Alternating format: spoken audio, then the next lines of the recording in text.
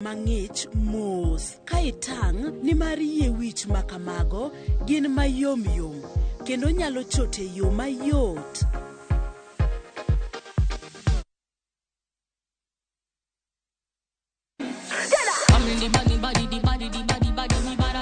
Kik bai winj mit mar thum kendo imiel radar.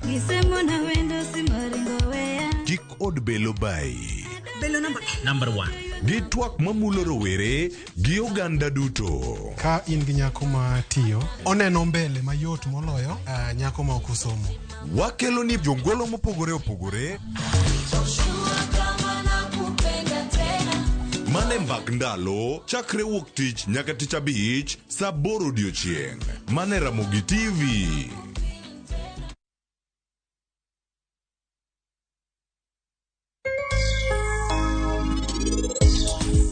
Laktar ka wawacho ni ngima en mwandu tanto totieno kendo en ga morna mar bedo kodi odiechieng'. Wapi bwanako? Mtu naye yiko. Kwanza ni mpya. Nyame jata tuonyesha mambo kwa hii mtaa.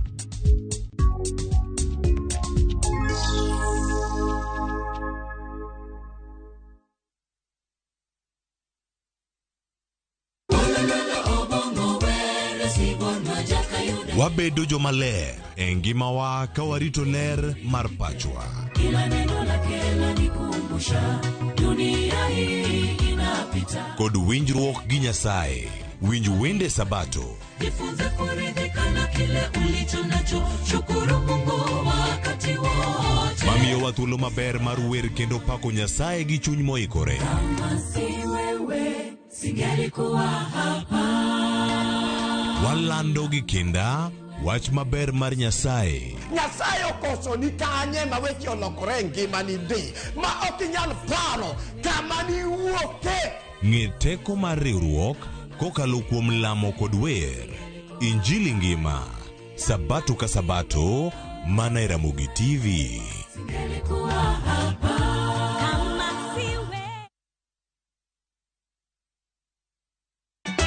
Ka osiep motegno kod johot moerore ritore. Yako cha. Timondo ndisori. Wayudo ng'eyo tonggi. Ipani akia gik mitimoga. Uro wengi donje matusi na ukweli donge. Yud more ngimani kokalo e gik matindo. Udogo shwag wene musajaka dala. Justice for all. Miane ngima nyarkochia kod osiepene kachiel kod joodgi. I am busy. Gima ruoto miyo kana wene jachien. Sama giromo gi pek mar ngima, joot kod osiepe. Nyasaye neno gi wang'i ma ok opimni. Akwaye ni mondo imak tieja karibu to kopuodho tilew chunye. Ok ginyal weyi ma ok inyiero. Yakucha irachna e joka. Koka ite to tegore mana ka ita puoyo maniego. Nyarkochia tich abich ka tich abich saa 1:55 otieno. Mana Ramogi TV.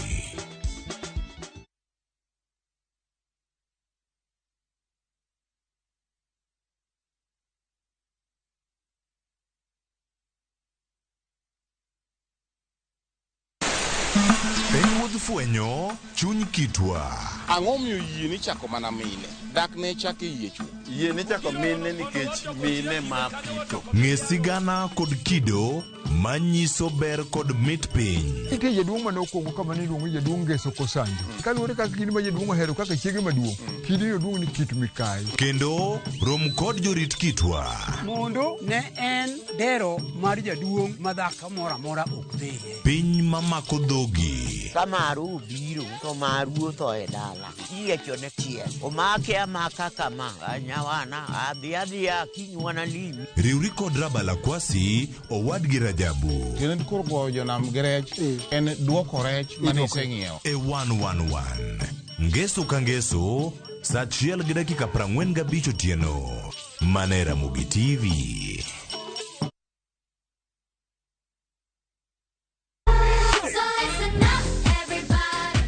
Ikrine piny mopong' gi mor, nyiero gi gik mabeyo ma ok rum. Wagweli mondo ibiri uri kodwa e piny majaberni. Chenro ka chenro nigi puonj gi tugo e yo maber ahinya. Riwri kodwa ngeso ka ngeso, fweny gik mabeyo. Mino lep mara en nengo nanga nenore ni ng'eny ngang. Bedo gi osiepe gi nyalo mar loso gik moko. Nyithindo. Wazazi, ino ng'ani. Ng'ani tar maka jo Kenya to tenge to yudo mogo. Ket alama e kalenda mari nikech rogo mar nyithindo. Tieko juma mari gi mor kod ilo. Chakre saa 3 okinyi mana e Ramogi TV.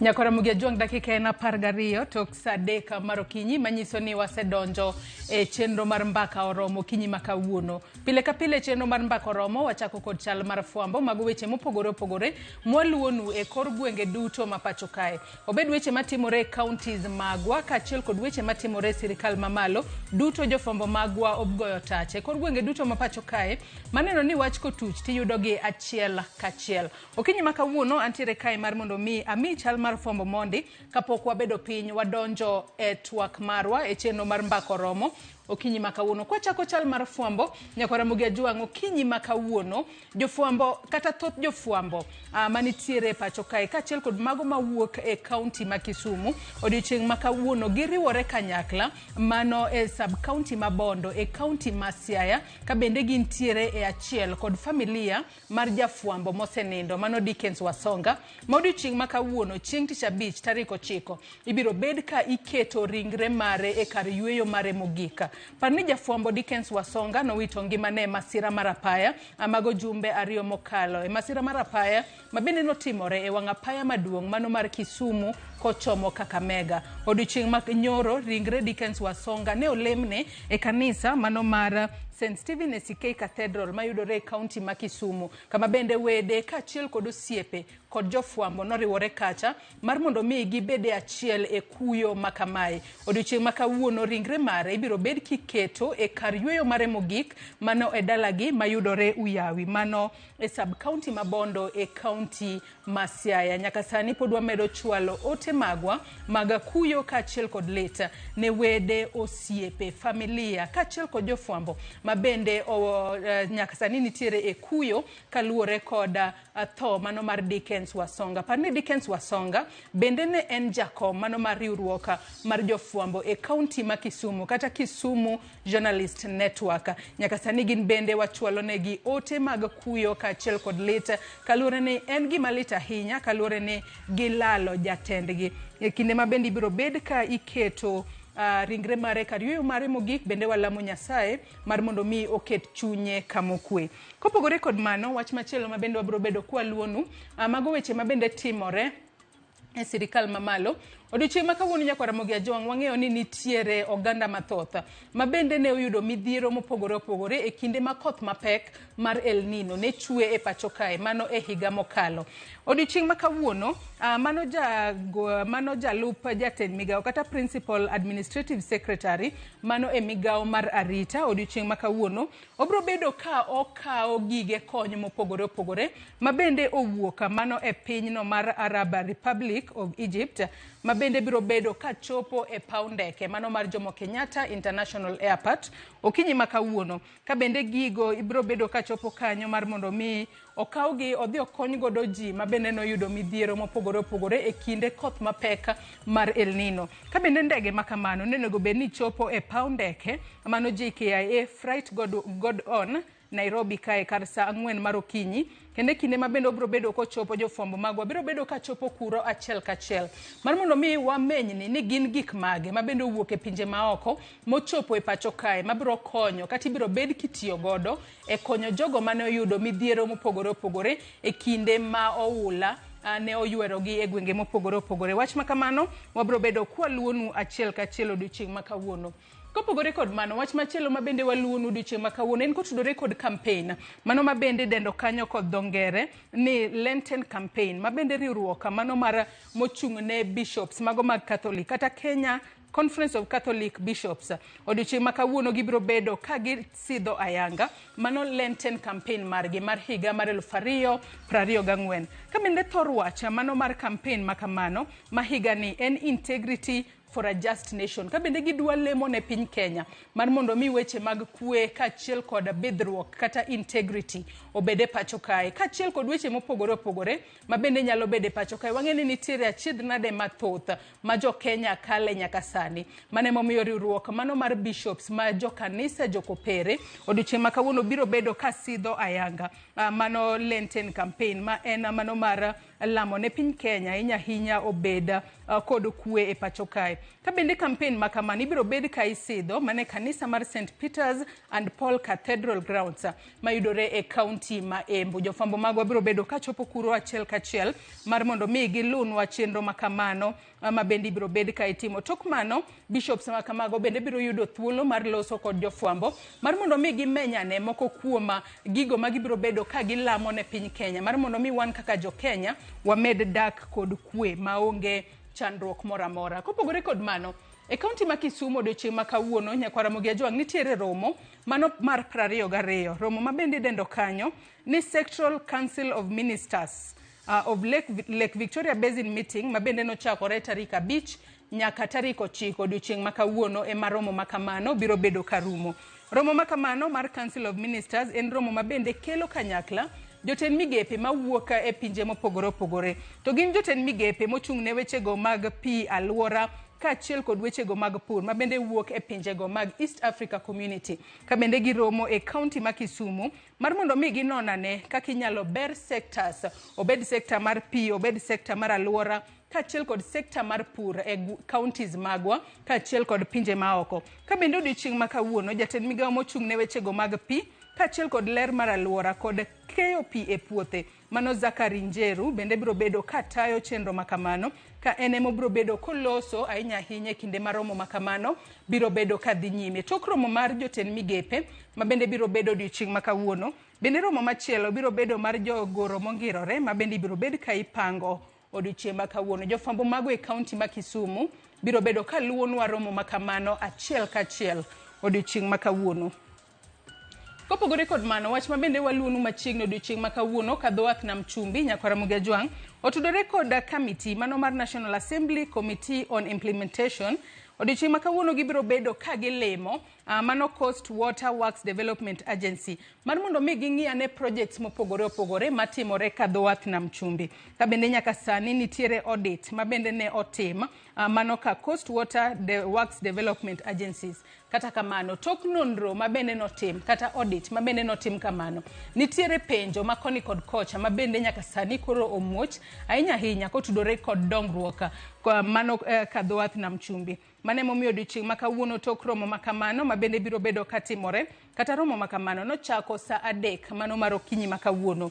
Jatend migawo mabende ochung' ne wechego mag pi ler mar alwora kachiel kod keyo pi e puothe kachiel kod jatelo maduong' mano mar Coast Water Works Development Agency gibiro bedo ka gitwak ahinya kotudore kod dongruok mano mar kambi makamano mabende yudore ka dho wath nam chumbi. Jofambo magwa e kaunti ma Mombasa biro bedo kaluwonwa chenro makamano achiel kachiel. Ka wuok ka dho wath nam chumbi wadhi nyaka e kaunti ma Migori. E kaunti ma Migori wach mabende jofambo magwa e kaunti ma Migori biro bedo kaluwonwa machiegni odiochieng' makawuono nyakwa Ramogi Ajwang' otudore kod wach mabende osebedo katimore gino ma jopiny osebedo ka kwedo matamra gi nono.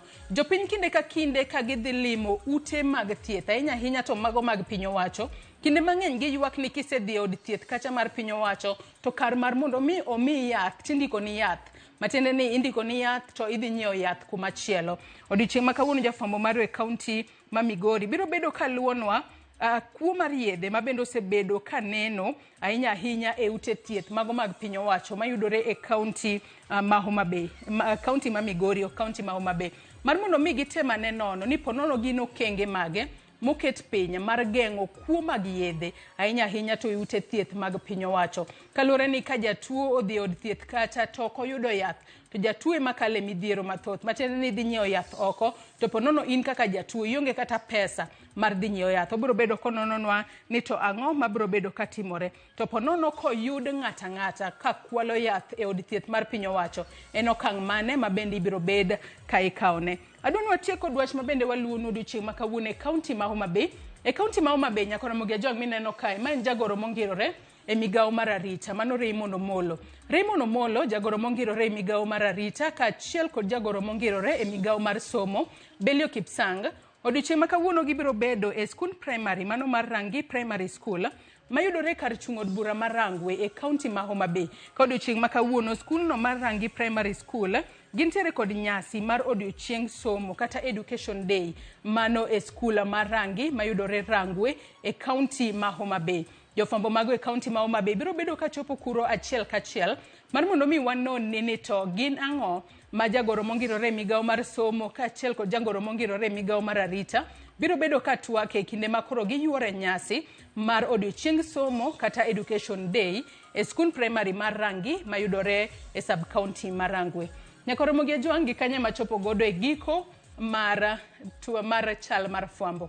Kata kamano, bang' thuolo matin kende adonje Twak e chenro mar mbako romo okinyi ma kawuono. Mana kaka ineno ka nyaka Ramogi Ajwang', ma e thuon wach ma bende wadwa twak e okinyi ma kawuono, rwakruok e mbalariany. Mane momiyo okinyi ma kawuono antiere kod rowere mawuok e mbalariany mopogore opogore.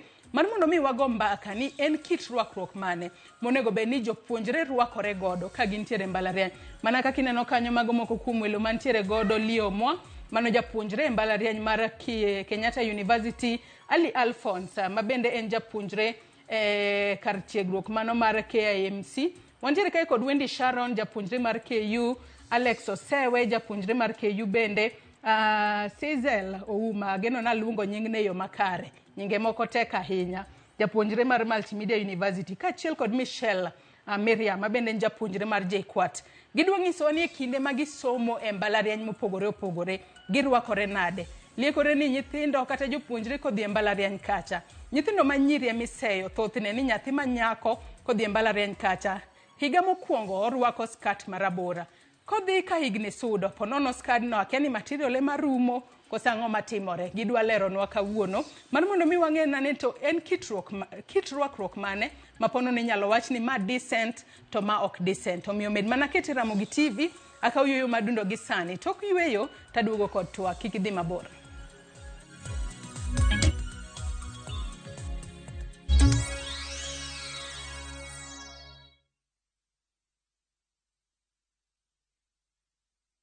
Sasa kwa thao moja tu unaweza pata third party cover for your private motor vehicle valid for 30 days. Say goodbye to expensive motor vehicle insurance. Pata bima kutoka Direct Line Assurance. Kujisajili bonyeza *487#. Weka namba plate ya gari yako, ID namba yako, email address yako na ulipe thao moja tu. And your digital cover will be sent to you instantly. Collect your sticker at your nearest Total service station. Dial *487# upate third party motor insurance valid for 30 days. Pap, ni thao tu.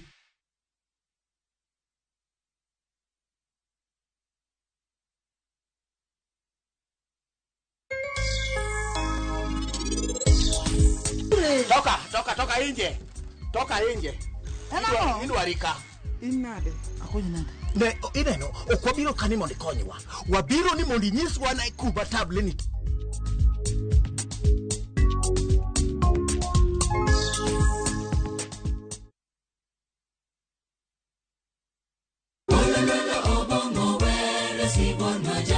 Wabedo jomaler e ngimawa ka warito ler mar pachwa. Kila neno lake lanikumbusha dunia hii inapita. Kod winjruok gi Nyasaye, winj wende Sabato. Jifunze kuridhika na kile ulicho nacho, shukuru Mungu wakati wote. Mamiyo wa thuolo maber mar wer kendo pako Nyasaye gi chuny moikore. Kama si wewe singelikuwa hapa. Walando gi kinda wach maber mar Nyasaye. Nyasaye okoso ni kanye ma weche olokore ngimani di ma ok inyal paro kama ni wuoke. Ng'e teko mar riwruok kokalo kuom lamo kod wer. Injili ngima, Sabato ka Sabato, mana e Ramogi TV.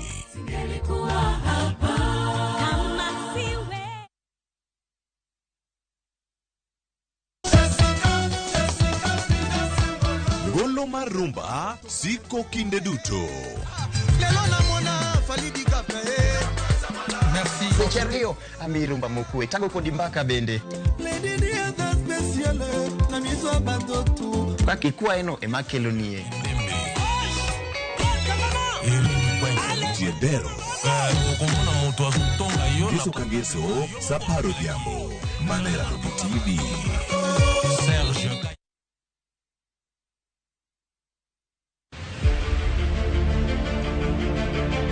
Ikrine sinema mapok ni neno. Kenyono koni. Owinjore kendo disore. Ene ot achiel moting'o tuke mawuok aluo. Wan kod gigi duto. Mitanigo dhako. Amula mana matin. But mule matin no is violent. Sigana mamoro chunyi. Kama kawaida. Dongo chala chai manum. Sukara ore, ngich beno ngich. Mopong kod nyiero. Habari. Siari nyathima wuoyudo die siari. Drama. Abo chwenjra kodi nyathini ang'ara chku. Hera. Lokri. Yawa nyathi to nayudo yawa. Tugo ka tugo. En sigana marito mondo onyise. Winam Cinema. Jumapil, saa 2:15 otieno kod saa 4 otieno, mana e Ramogi TV.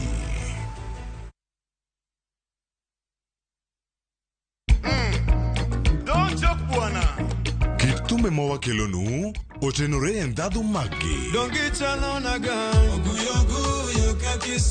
Ramogi Night, chenro makeloni luwo benga luwo rumba kachiel gi ajawa. To kure kodwa bedo mondisore. Ano pete kandiko jokokota we imam. Ana miela zipea onge ng'ama wacho. Wela pomo chandaga. Umechiwa kanindo. Ramogi Night. Tumoketo wiya makirundo. Ticha Beach ka Ticha Beach, saa 4 otieno.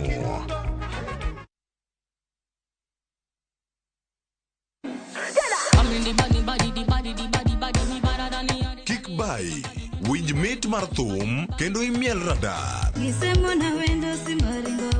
Kik od belo bai. Belo number 1. Gi twak mamulo rowere gi oganda duto. Ka in gi nyako ma tiyo, oneno mbele mayot moloyo nyako ma ok osomo. Wakelo ni jongolo mopogore opogore. Mane mbak ndalo, chakre wuok tich nyaka Ticha Beach, saa 8 odiochieng'. Mane Ramogi TV.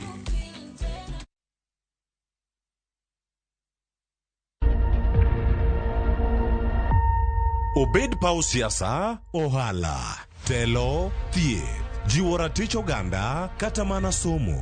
Ka onge jiwruok e kindwa to ok wabi bet. Ng'ama miyo, duonde kata tekone nyisore e okang' mamalo. Dhowa ni kan duso mach. Wuo gi ng'ama nyalo wuoyogo many network ni. Kamoro amora ma intie pacho ka. Mine osekelo dongruok mathoth e pewe magimako, kendo lony margi kelo lokruok mathoth. Asementa ji moromo kendo I'm very proud of that. Winj lony, jip kod puonj magichiwo. Gimoro amora midwa timo tim gi tekoni te gi chunyi te, nikech mano kende e yo minyalo dongori godo motegno. Ngeso ka ngeso e chenro mar Mine Wacho kod Jaelieta.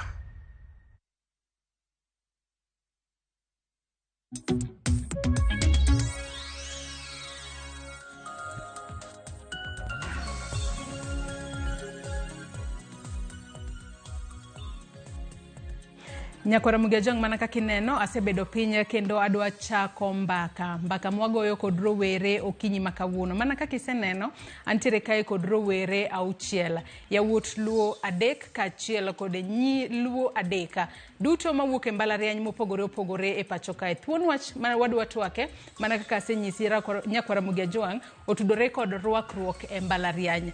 Nyithindo nego beni ruakore nade e mbalariany kacha. Nyaka sani nitiere mbalariany moko mayudore pacho kae ma osegolo ayanga kit ruakruok ma ok gidwar e mbalariany maggi. Kwa chiwo ranyisi, wantiere kod mbalariany mano mar Moi University mayudore e kaunti ma Uasin Gishu. Nyaka sani koro gikumo kit ruakruok moro, giwacho ni onge dhi e lecture hall kiruako crocs e tiendi, onge ruako miniskirt kiwuotho e skul kanyo, bende onge ruako longe. Manyaka sani ang'eni joma thoth ahinya to rowere luongo ni ragged trousers. Bende giwacho ni in kaka rawera madichuo ponono kiruako long to onge saging. Magi duto timore nikech ang'o? To ber kiketo chike makamagi ahinya ne jopuonjre masomo e mbalariany mopogore opogore, kose ponono en chocho ratiro margi. Ka joma thoth bende jawacho ni my dress my choice, onego bed naruakora kaka dwaro.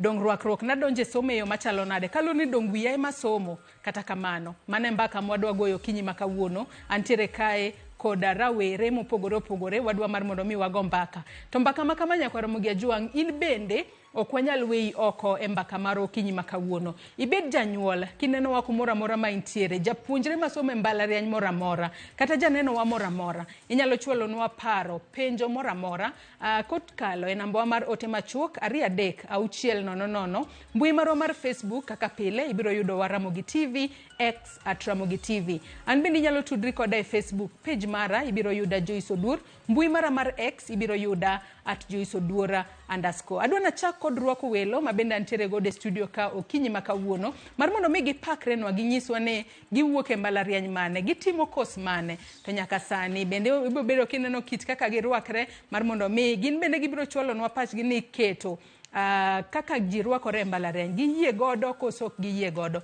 Achak kod bada koni machiegni ahinya twak mar okinyi makawuono. Nyingi chane bet gwenya, adwa ni ne makuri wache yo makare. En Sizel kose an Sizel kosi luonge nang'o machiegni? Iluonga ni Sizel Ouma, koro ne in mana kare kiluonga ni Sizel. Aya e mbalariany mar Multimedia University. Ang'eni multimedia is very familiar kodu koro. Usewinje this week ka ondiek bang'owa bang'a kono. So yeah, asomo course mar Bachelor of Journalism. Ane igama mogik, igama rang'wen. I'm in my last semester. Yes. Machiegni ahinya twak mar okinyi makawuono. Isewacho makane niluonge ni Sizel. Yeah, machiegni Sizel. Alphonse, machiegni twak mar okinyi makawuono. Niluonga ni Alphonse Ochieng kata Ari Alphonse. Ok mbalariany made Kenya Institute of Mass and Communication. Atumo TV production. Ani iga mogik. Amor biro iramogi mondo wa discuss wach ma ruakruok e mbalariany. Machiegni ahinya no ka jofuambo bedo badaba koni. Machiegni Michelle e twak mar okinyi makawuono. Kumano Joyce, ero gadendani ambassador. Ambassador, agoyo mos ambassador Jambetri. Aino ngani ambassador Michelle Miriam. Oge mbalariany mar JKUAT, Jomo Kenyatta University of Agriculture and Technology. Ane my final year. Atimo gimilongo ni BPAL to ero kamano kuom luonga kawuono kendo.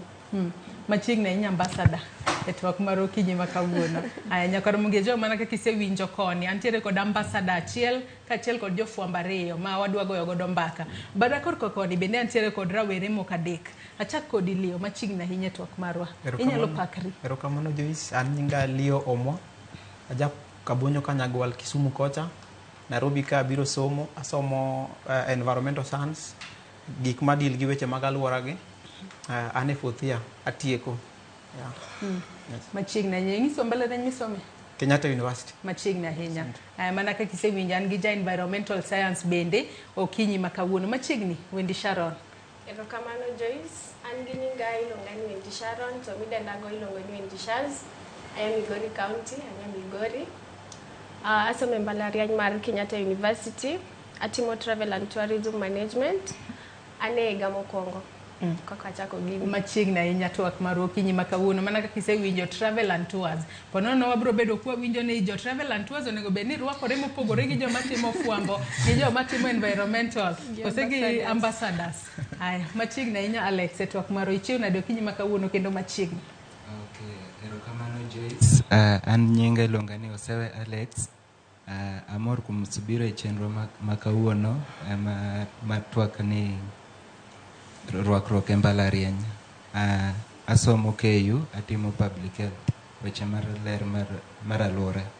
Asante. Machiegni uretwaka okinyi makawuono. Mana kaka isewinja Ramogi John anyisi kae ni antiere kod yawuot luo adek kaachiel kod nyiluo adek. Duto gisomo e mbalariany mopogore opogore, duto gitimo courses mopogore opogore. Kata kamano gibiro bedo ka gileronwa ni rwakruok en katudore kod course ma ng'ato timo, kose ng'ato nego bed ni rwakre e yo machalo nade. Kata kamano kapok wachako twak marwa okinyi makawuono, adwani wadhi achiel kachiel nyaka e doho ma pacho kae kalure no odiochieng' makawuono ng'eto mano mar bura mabende ojoko mane en jafwambo Jackie Maribe kaachiel kod Irungu. Odiochieng' makawuono ibiro bed ka ing'ado bura margi e doho kacha, ka bende itudogi kod neka maro mar nyadendi Monica Kimani. Wawinjane mondi gima timore e doho eka wadhi mbele kod twak marwa.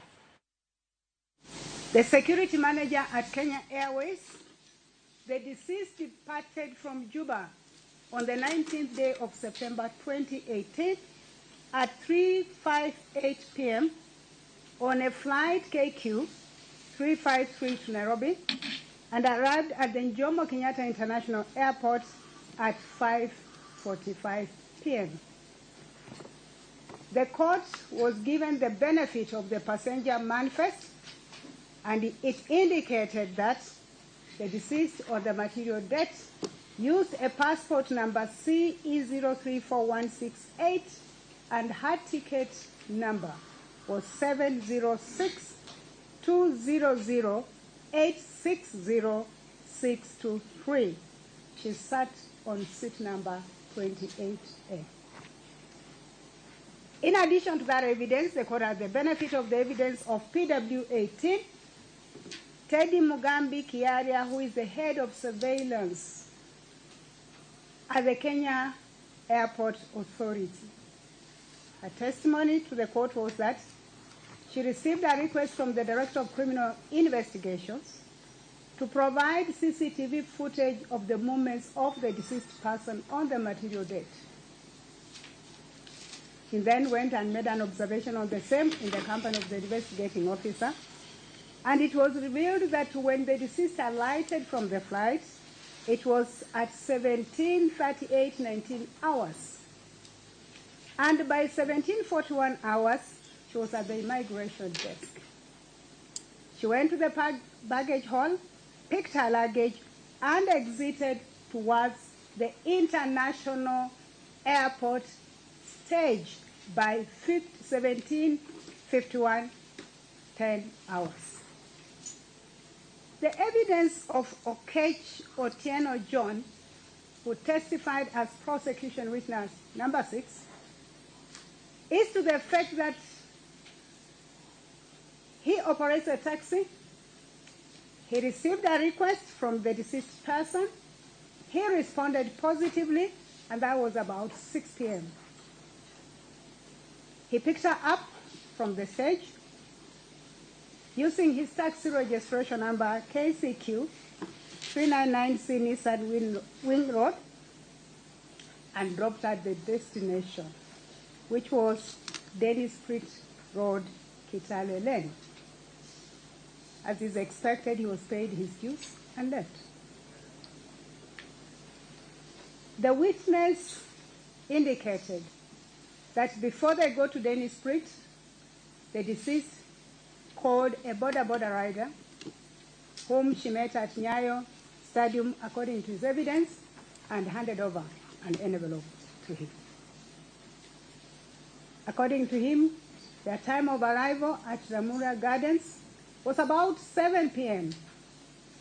And as I've already said, he was paid and left. The evidence of the prosecution protected witness number 3A is the guard at Ramura Gardens.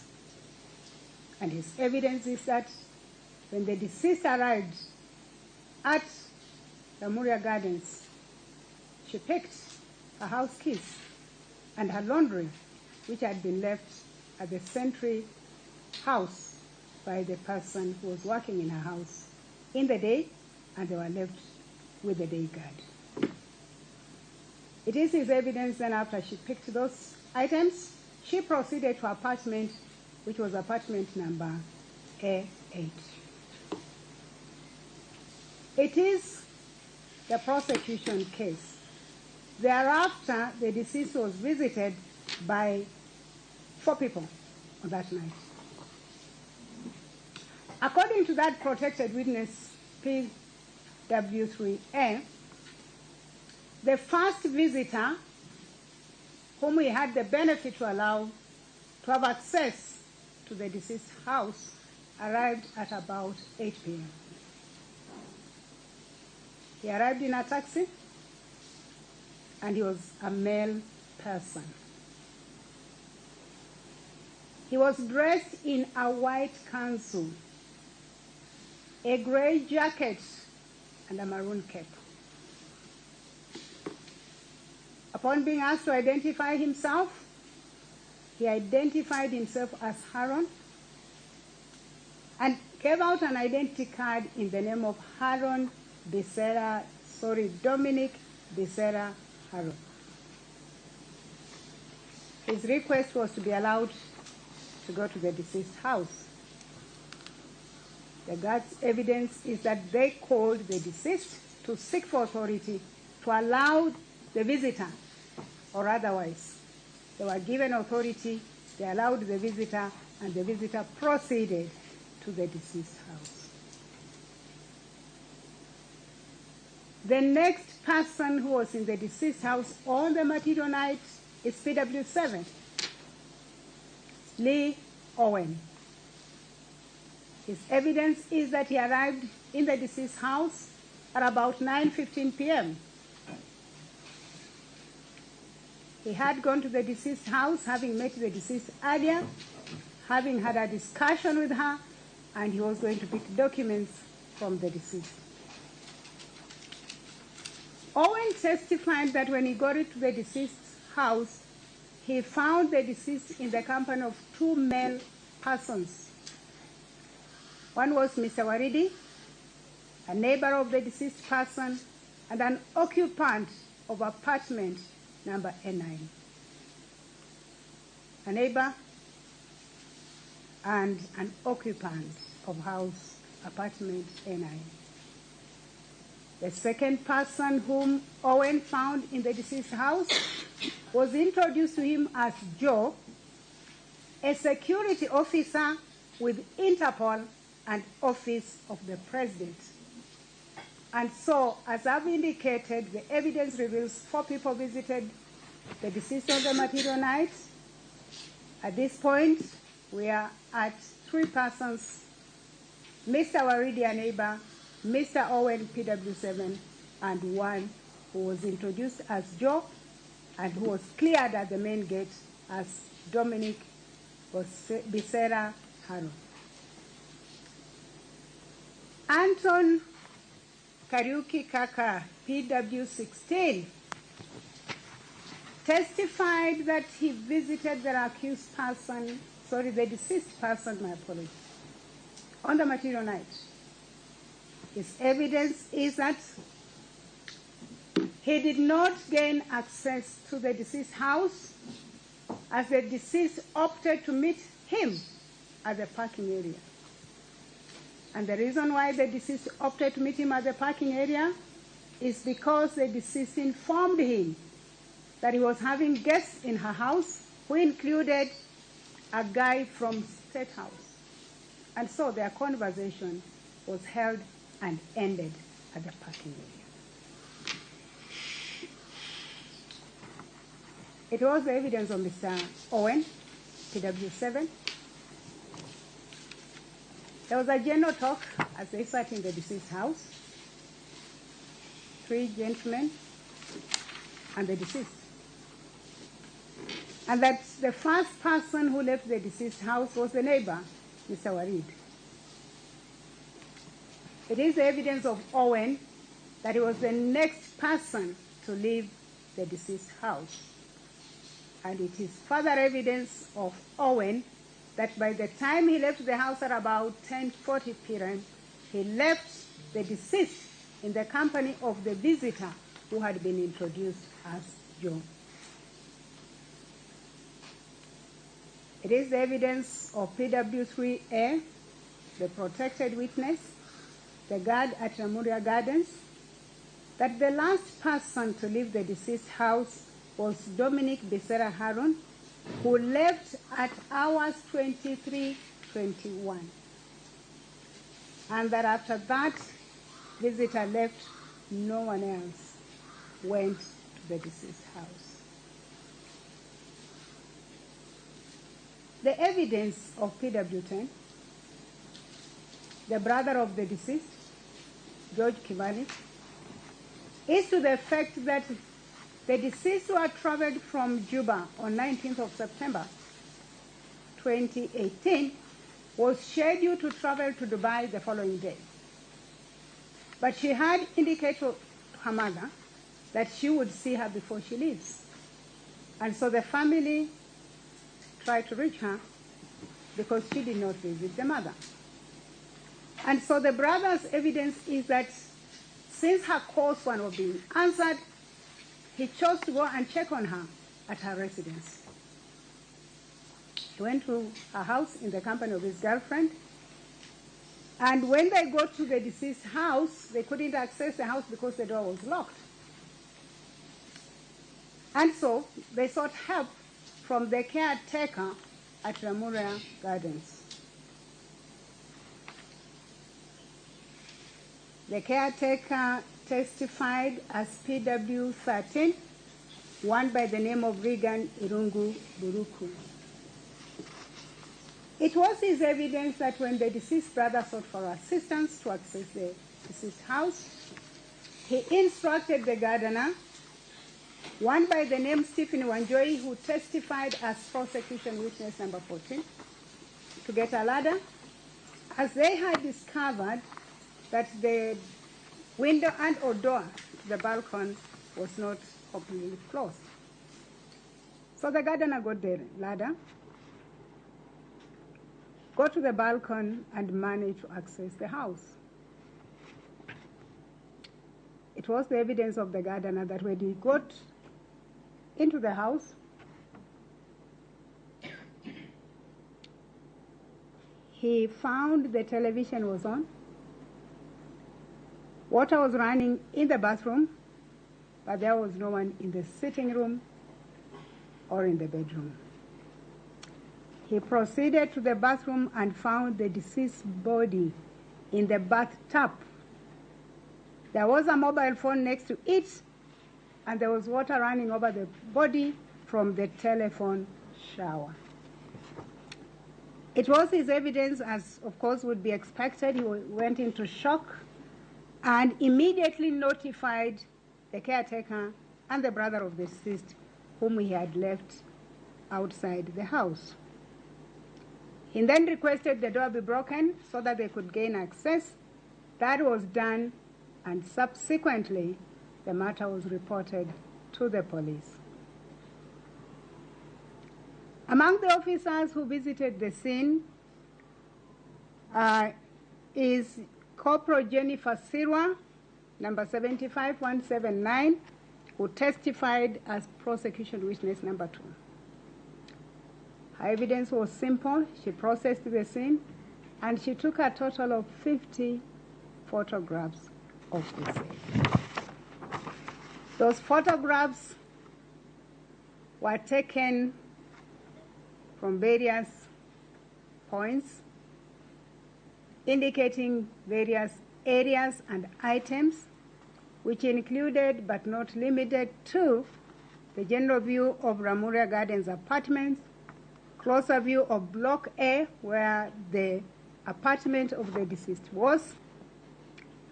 There was evidence that there was a yellow bag whose contents were not disclosed, hanging on the door. Was a photograph to that effect.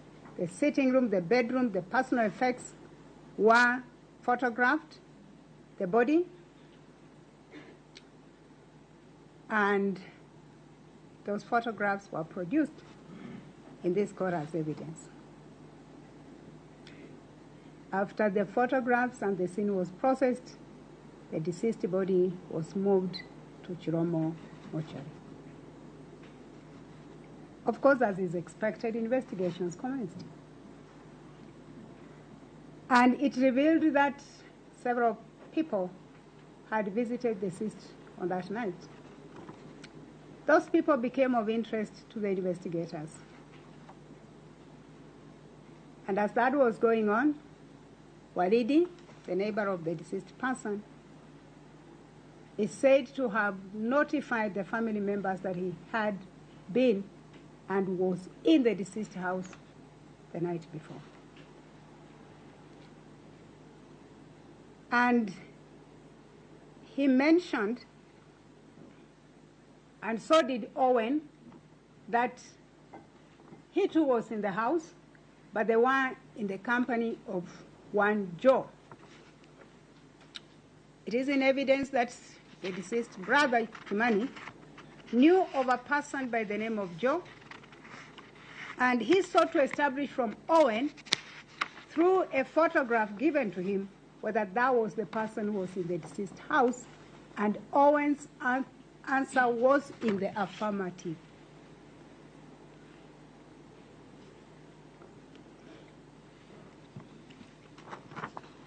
Mr. Kimani testified that he knew Joe, as they were in college together at Kenya Polytechnic as far back as 2012.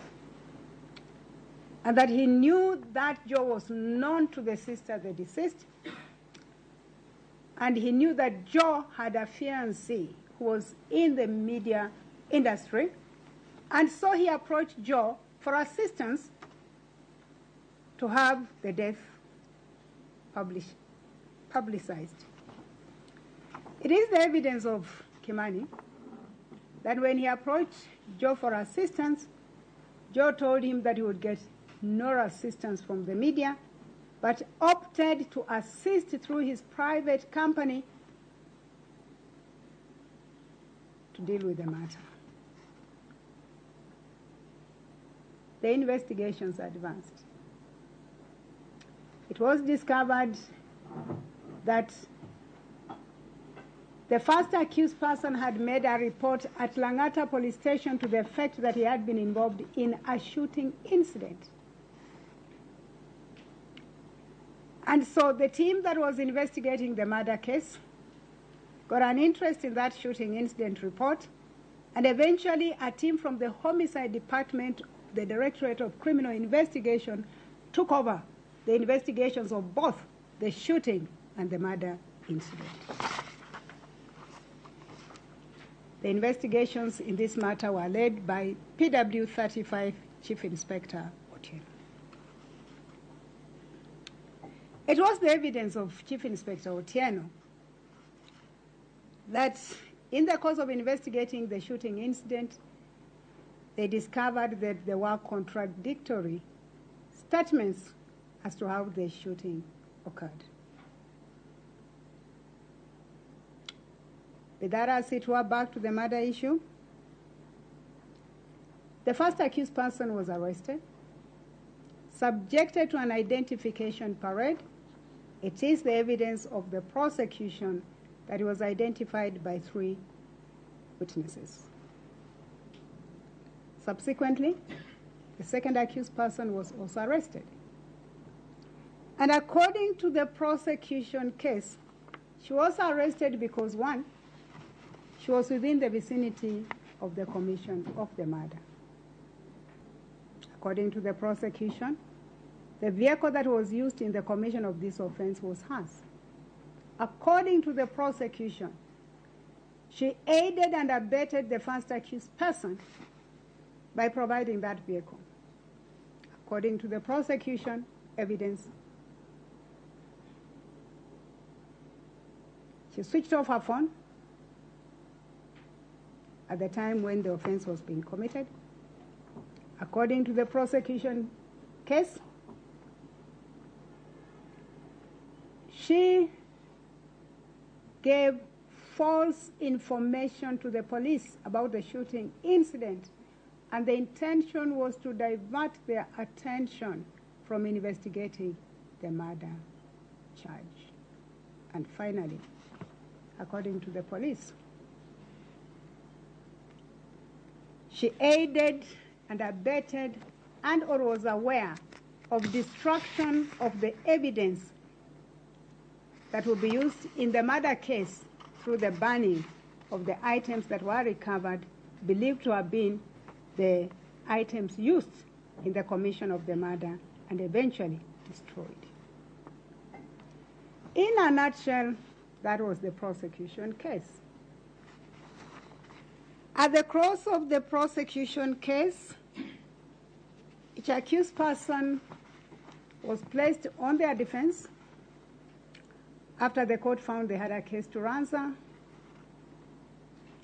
The first accused person gave a sworn statement in his defense and testified to the fact that he works as a security consultant, and that on the 19th day of September 2018, he dropped the second accused person at work at 8:05 a.m. and returned home at Royal Park Estate in Langata. It was his evidence that he stayed at home until about 3 o'clock when their house help notified him that there were people from Kenya Power and Lighting who had gone to attend to an issue at the house, and so he went to attend to them, and that was that.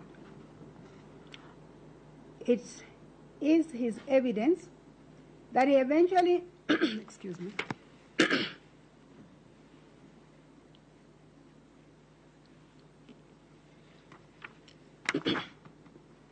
that he left the house at 4:30 p.m. to a place known as Road House along Dennis Pritt Road, where he arrived at 5 p.m. He met a friend by the name of Jennings, who testified as prosecution witness number 8. According to him, after their conversation, they went looking for fuel for his vehicle, got fuel. He dropped Jennings back to pick his vehicle from where he had left, and he, the first accused person, proceeded to join the second accused person at a club in Westlands described as Club 4040. It is his evidence that they left the club at 4 a.m., drove home and slept. That the following day, which was the 20th day of September 2018, he dropped the second accused person at work and then went to pick her at 8 p.m. After and before they left, a quarrel ensued between them, which spilled to home. And when they got home, the second accused person threw his things out of the house. And as he was extremely drunk, he didn't realize that he had a gun. His gun went off and injured him. That the gun was not his. It belonged to his neighbor by the name of Brian Kasaine Spira, PW 17. And so he rushed to Brian's house and told Brian to go and secure the gun. Brian went, secured the gun, and assisted him to go for treatment. He was taken to Langata Hospital. Langata Hospital referred him to Nairobi West, and eventually he ended up at Kijabe AIC Hospital for admission and treatment.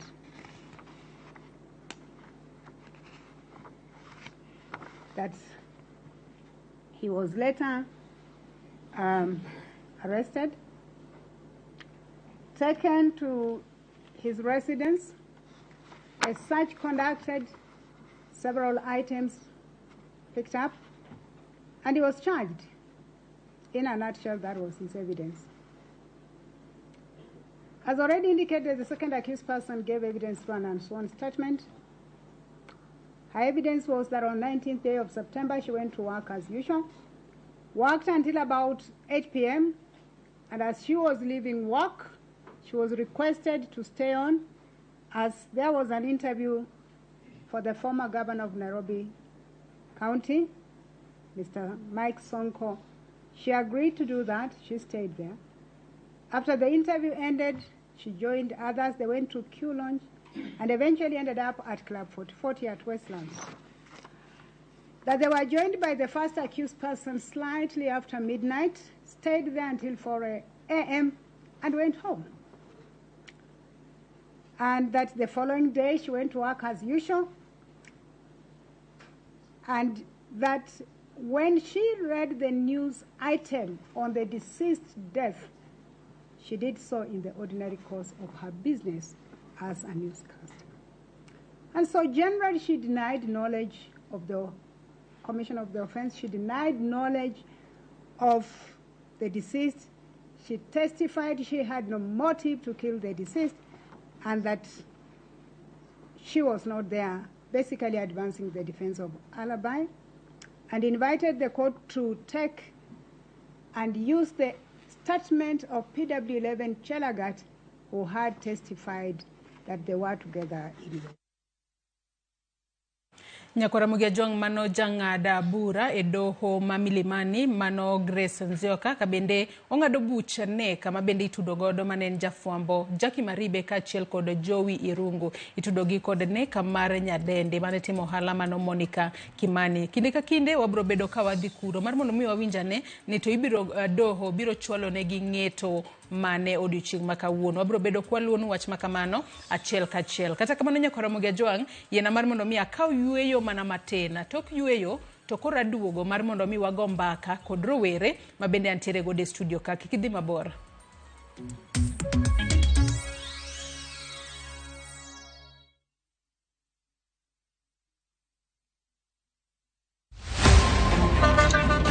Tuanze kulipa kadi sasa, na kadi ni cashless. Umesema tunaweka pale? Na kwa ile namba. Mimi niko na cash. Nisaidie hiyo do na namba yako ya simu.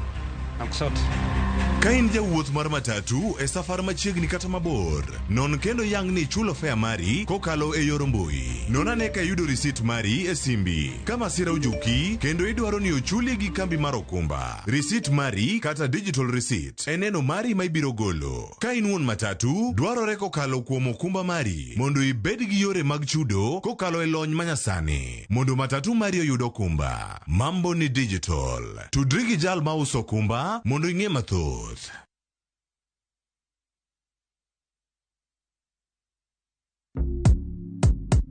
Mtu wangu, imagine kuna over 1000 ways to win on shabiki.com. Usimiss out, pata multibet boost massive ya 1000% ukicheza on shabiki.com. Cheza sasa na shabiki.com na upate up to 1000% multibet boost. Tubet, min shabiki na nadeku place tena, nilieka kichwa yangu ikabai tenda.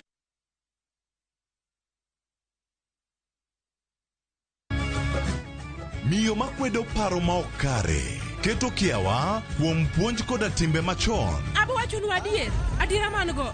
Ng'at ma chunye tek to chung motegno. Ber ahinya ka ng'ato chung gadier kata kadiera mochung godo no boterelo. To gik musiko timore ngimane miyo bedo gi kuyo kod penjo mang'eny. En ang'o marach kodi? Penjo ng'ama noketho gimoro amora. Gik mane osebedo kopandi koro fwenyore ayanga. Odiochieng' ma kawuono ni anabro ng'iso Sarabjit gimoro amora. Hera mane en go kuom joode miyo temo umogi gi yore te. Asayo ni kik utim kamae. Kata ka onenore ojaketho. Mak mana ni an abro timo gimoro amora manyalo mondo aler nyinga. Ma en sigand hera. Onge ng'ata ng'ata piny kae manyalo chalo gi Sarabjit. Wan watugoga, wanyieroga, to bende wan wadhaoga. Choti Sardani. Wuok tich nyaka ngeso saa 2:15 otieno. Mana Ramogi TV.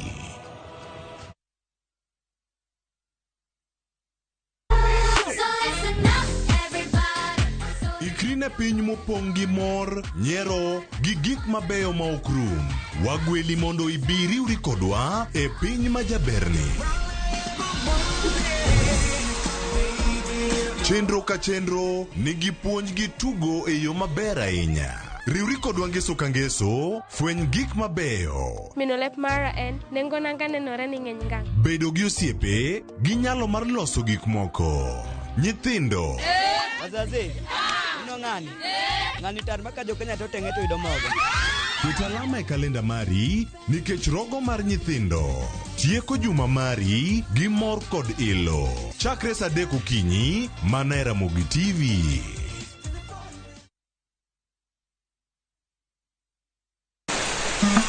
Wuodh fwenyo chuny kitwa.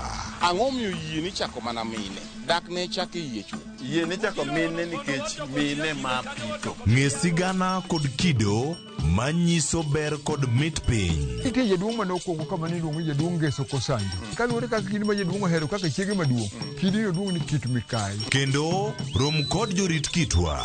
Mondo ne en dero mar jaduong' madhaka moro amora ok theye. Piny mamako dhogi. Kamaru biro to maru to e dala. Iyiecho ne chiel. Omake amaka kama. Anyawana adhiya kinywana limi. Riwri kod Rabala Kwasi owad gi Rajabu. Kendo kor go jonam grech en duoko rech maniseng'iewo. E 111. Ngeso ka ngeso saa 1:45 otieno. Mana Ramogi TV.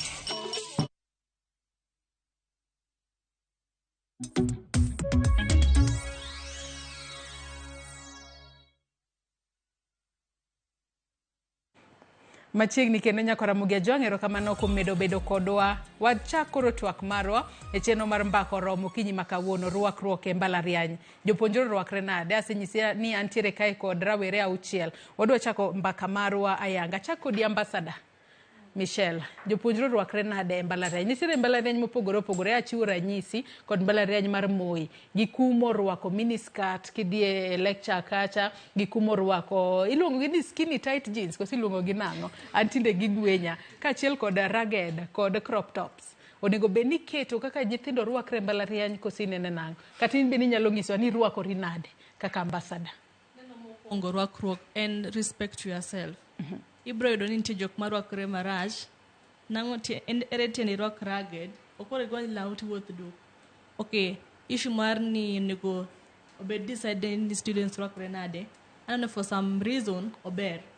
Odhi konywa nini reduce cases mang'eny kaka lecturer student affairs grigi.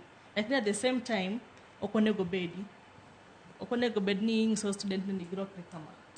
But I'll strongly support onego students kaka rwakre. Alex, in korka kori, in kaka japuonjre ma bende pod nitiere mbalariany, onego bed ni ji rwakore nade? Ng'ato onego bed ni rwakore kaluwore kod kos motimo, nikech ang'e ni nitiere koses moko wachiw kata ranyisi to rwakruok chakore wich kadhi nyaka tielo piny. Nitiere koses moko ma kata nyithindo ma koketo rasta ting'isogi ni mano nyithindo ma yawuoyi, koketo kata rasta wigi ting'isogi ni mano ok ni kare. Mogo korwako gik ma iwacho ni sani nyiri rwako mini dress, nitiere nyithindo ma yawuoyi moko ma ka girwako long to gisag, diwe ni long dhi lwar.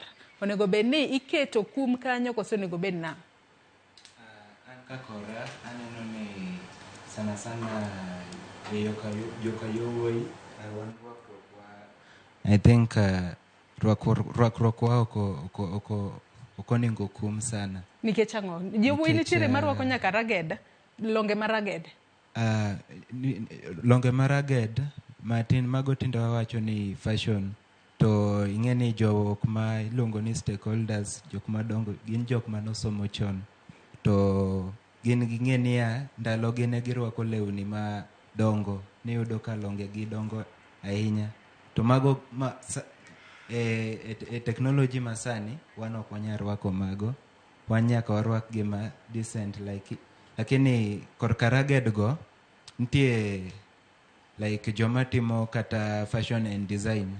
I think with them gin oyienegi nikech en fashion manyasani ma ji rwako. To nyidendi wagi to aparo ni onego ketnegi kum nikech rwakruok ni ema ng'iso kiti kata offices modhie. To onge akinya bedo maybe isomo maybe bedo japuonj to kata rwakruok ni e mbalariany ng'iso opogore kaka japuonj onego rwakre mbele nyithindo. Pani kum to onego bed mana kar nyiri nikech joka yowuoyi to rwakruok wani makare. Hini wacho ni yawuoyi rwakruok ni makare nyiri ema koro onego bed ni ng'eyo. Kraisel, in korka kori, iparo ni ng'ato onego bed ni rwakore e yo machalo nade? Nikech nitiere decent dressing to nitiere mago miwacho ni ok ni kare. Ote be naneno ka joneno magwa chwalonwa, ji chwaro palo mopogore opogore.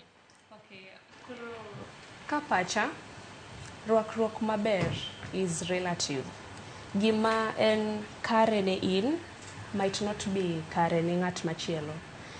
Nyalo bedo ni arwako skirt mabor is reaching down, okay?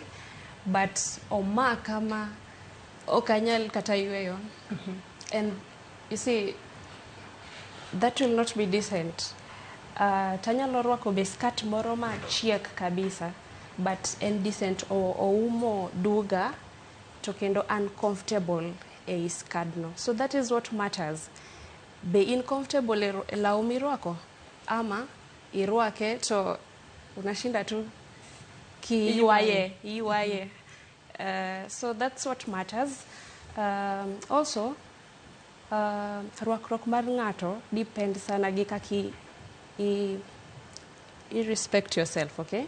Kaki miyori luor. Koro kimiyori luor, sorry, kendo iherori, nitie way ma ibro dwaro ni mondi inyis jopiny kaka gikawi. Nikech rwakruok mari will paint a picture out there. Bro goro picha moro. Koro in kidwa ni ji okawi kama, rwakri kamano. Kidwa ni ji okawi this other way, rwakri kamano. To be nitie gima iwacho ga ni kiuso to yaw duka, to kokiusi to lor duka dong. Penjo ni usang'o? Yeah, mano be penjo maber donge. Koro ka in idwa uso to yaw duka. It's allowed, okay? So point nani, it's relative. Gima kare ne in might not be kare for ng'ama chielo. So we have freedom of expression. Koro kapani oningo ket kum ne jombalariany, but wewe kama individual ini itingori nade? How do you carry yourself out here? I brand in nade out here? Winja ni Wendy Shaz to bende no sekumo wach makamano wacho ni ng'ato onego bed ni rwakore kaka odwaro. Nyiswa ne ni in kit kaka irwakori en kaluore kod gino ma mbalariany dwaro kose mbalariany ma intiere ponono koketo ni ng'ato onego bed ni rwakre kama to ng'ato onego bed ni rwakre kama. Erokamano. An arwakora kaluore gi occasion madhie. Ka ing'ini dhi school to rwaka makare. But ok mean ni kirwakori kaka idwaro, mean ni koro idwaro attention ama idwa distract. Nitiere jok moko marwako nikech nitiere jok masomo design. Koro nyaka gi show kaka gimbe ginyalo rwakore. Koro an ok ane rach ka ng'ato rwako gima ene modwaro, but nyaka ing'e ni idhi kanye, kumidhi ema mata, ineno. To kata dang' awach ni nitiere nyiri moko be ma outgrown girls, kata dang' girwak gik mabocho, pod dhi mana ne pod dhi neno, shape neno pod dhi neno. Dang' awach ni, dang' ago example gi klaswa. Nitiere nyako moro ma be norwaka skirt maber, mabor, to pod neno shape ne. But pod lecturer pod ng'iya. Koro gima dang' awach ni gino en depend gi personal morals magi. Kaki in owuon ing'iyo ng'ato gi gino. Koro ok dang' awach ni rwakruok marach ema kelo gik moko mag di rapist ka. Nikech kata chon ji ne rwakore mana ma decent, to pod mana raping no, pod mana nitiere. Nyocha ka e Tharaka Nithi County, nitiere miyo moro jaiga 67. Jaiga 67 ni orepi gi ji 2. To ng'isa ni jaiga 67 no norwakore nang'o? Ok nyal bedo ni norwako gima chiek, norwaka gima dhi gi ike. Neno, to pod nobedo mana raped. Koro raping ok nini rwakruok mari, ok mean ni kirwakori kaka rwakora ni sani, ok mean ni koro dwaro ni mondo ng'ato dhi onena. Nyako ningo rwakre mondo opare, but nikech irwakri mondo ji oneni. Mondo opare yo machalo nade. Nikech seche moko nyalo bedo ni rwakri, to kit kaka irwakori ng'ato kopari to nyalo chiwo kodi example, obed marach, obed maber. Koro onego bed ni pari nade, Sharon? An gi pasha ni kirwakori to onego bed ni ji pari, ji ok ni itang'ori mondo ji ong'e ni irwakori marach. Koro sama ipari gi yo maber. Ng'ane rwakore kamae, ng'ane rwakore kama. But an opinion na ni nyako rwakore mondo pare to mondo kik nene. Alphonse nyaka sani paro nang'o momiyo mbalariany mopogore opogore owuok oko ka gikumo kit rwakruok moko giwacho ni wan mbalarianywa kae joma nyiri nyaka girwaka full suit kobed kata mano long obed mano mar suit kata skirt to nitiere mbalariany moko ma nyaka kuma skirt chope ok onego bed no chopo above the knee, onego bed below the knee. Ang'o makelo magi? Nyalo bedo ni nitiere kit rwakruok moko ma ok ni kare ma ponono ng'ato kodhigo kata e klas kacha to nyalo miyo kata ng'ama puonje to koro obedo mana distracted kaluwore ni mage gik mamoko kuom jonno magwa wacho. Mokwongo kan maoni mara manyalo wacho nitie policy ma kapok ijoin mbalariany moro amora nitie policies ma onego bed ni go through. Maybe ginyalo trame lewni makama kama onego bed ni rwako ama magi onego bed ni rwako. Mar ariyo ng'ato onego bed ni rwakre kaluwore gi event modhi. Maybe nitie freshers night. Najua kodhi freshers night ok onego bed ni orwakre kaka odhi class. Neno maybe but then freshers night por no ng'ato onego bed ni rwakre nade kodhi e class to rwakore nade. Freshers night dakirwak suit ni freshers night ama wach ni official to skade moko mabocho ma oumo tindi nyaka piny kocha nitie jomoko ma dak rwak ma kadhi freshers night to ineno ka lewni kaka mini skirt nyaka korwako mini skirt kobiro e class maybe lecture also odonjo neno to odonjo bende koro ing'e obo create attention ma class koro samokalo to maybe Nyasaye no gwende gi hips moko madongo koro instead ma mondo ji obed na concentrate gi ma lecturer wacho but ji bo concentrate kuom nyako ni makalo ni. Mar ariyo jomoko ber rwakre kaluwore gi academic department.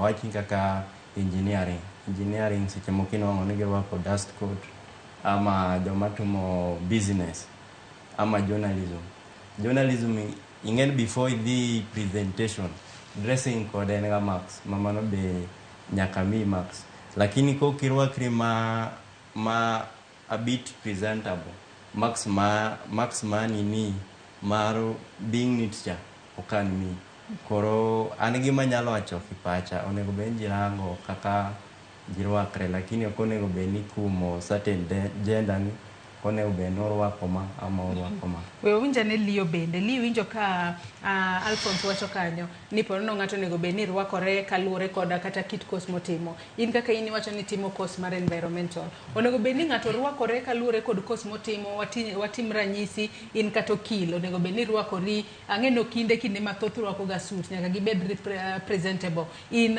jafwambo in kata daktari in kata ja fashion onego bed ni ng'ato rwakore kaluwore kod course motimo koso onego bed ni rwakore mako bedo piny to feel ni an smart arwakora maber moko dewo gimoro amora kata rwako mini skirt kata rwako dress mabor kata rwako ragged kata rwako crop top.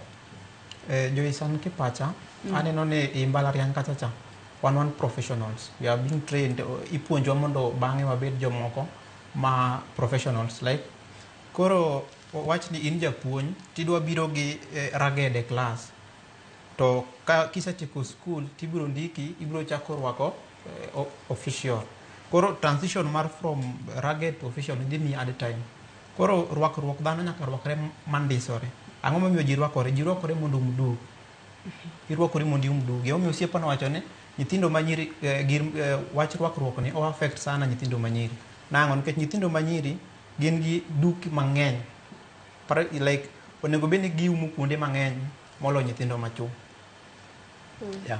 Kendo chak gima wacho ni mana ka buk maler wacho ni dhok ulo gima ni e chuny ng'ato an kipacha wacho ni kit rwakruok mari nyalo ulo gima ni e pachi.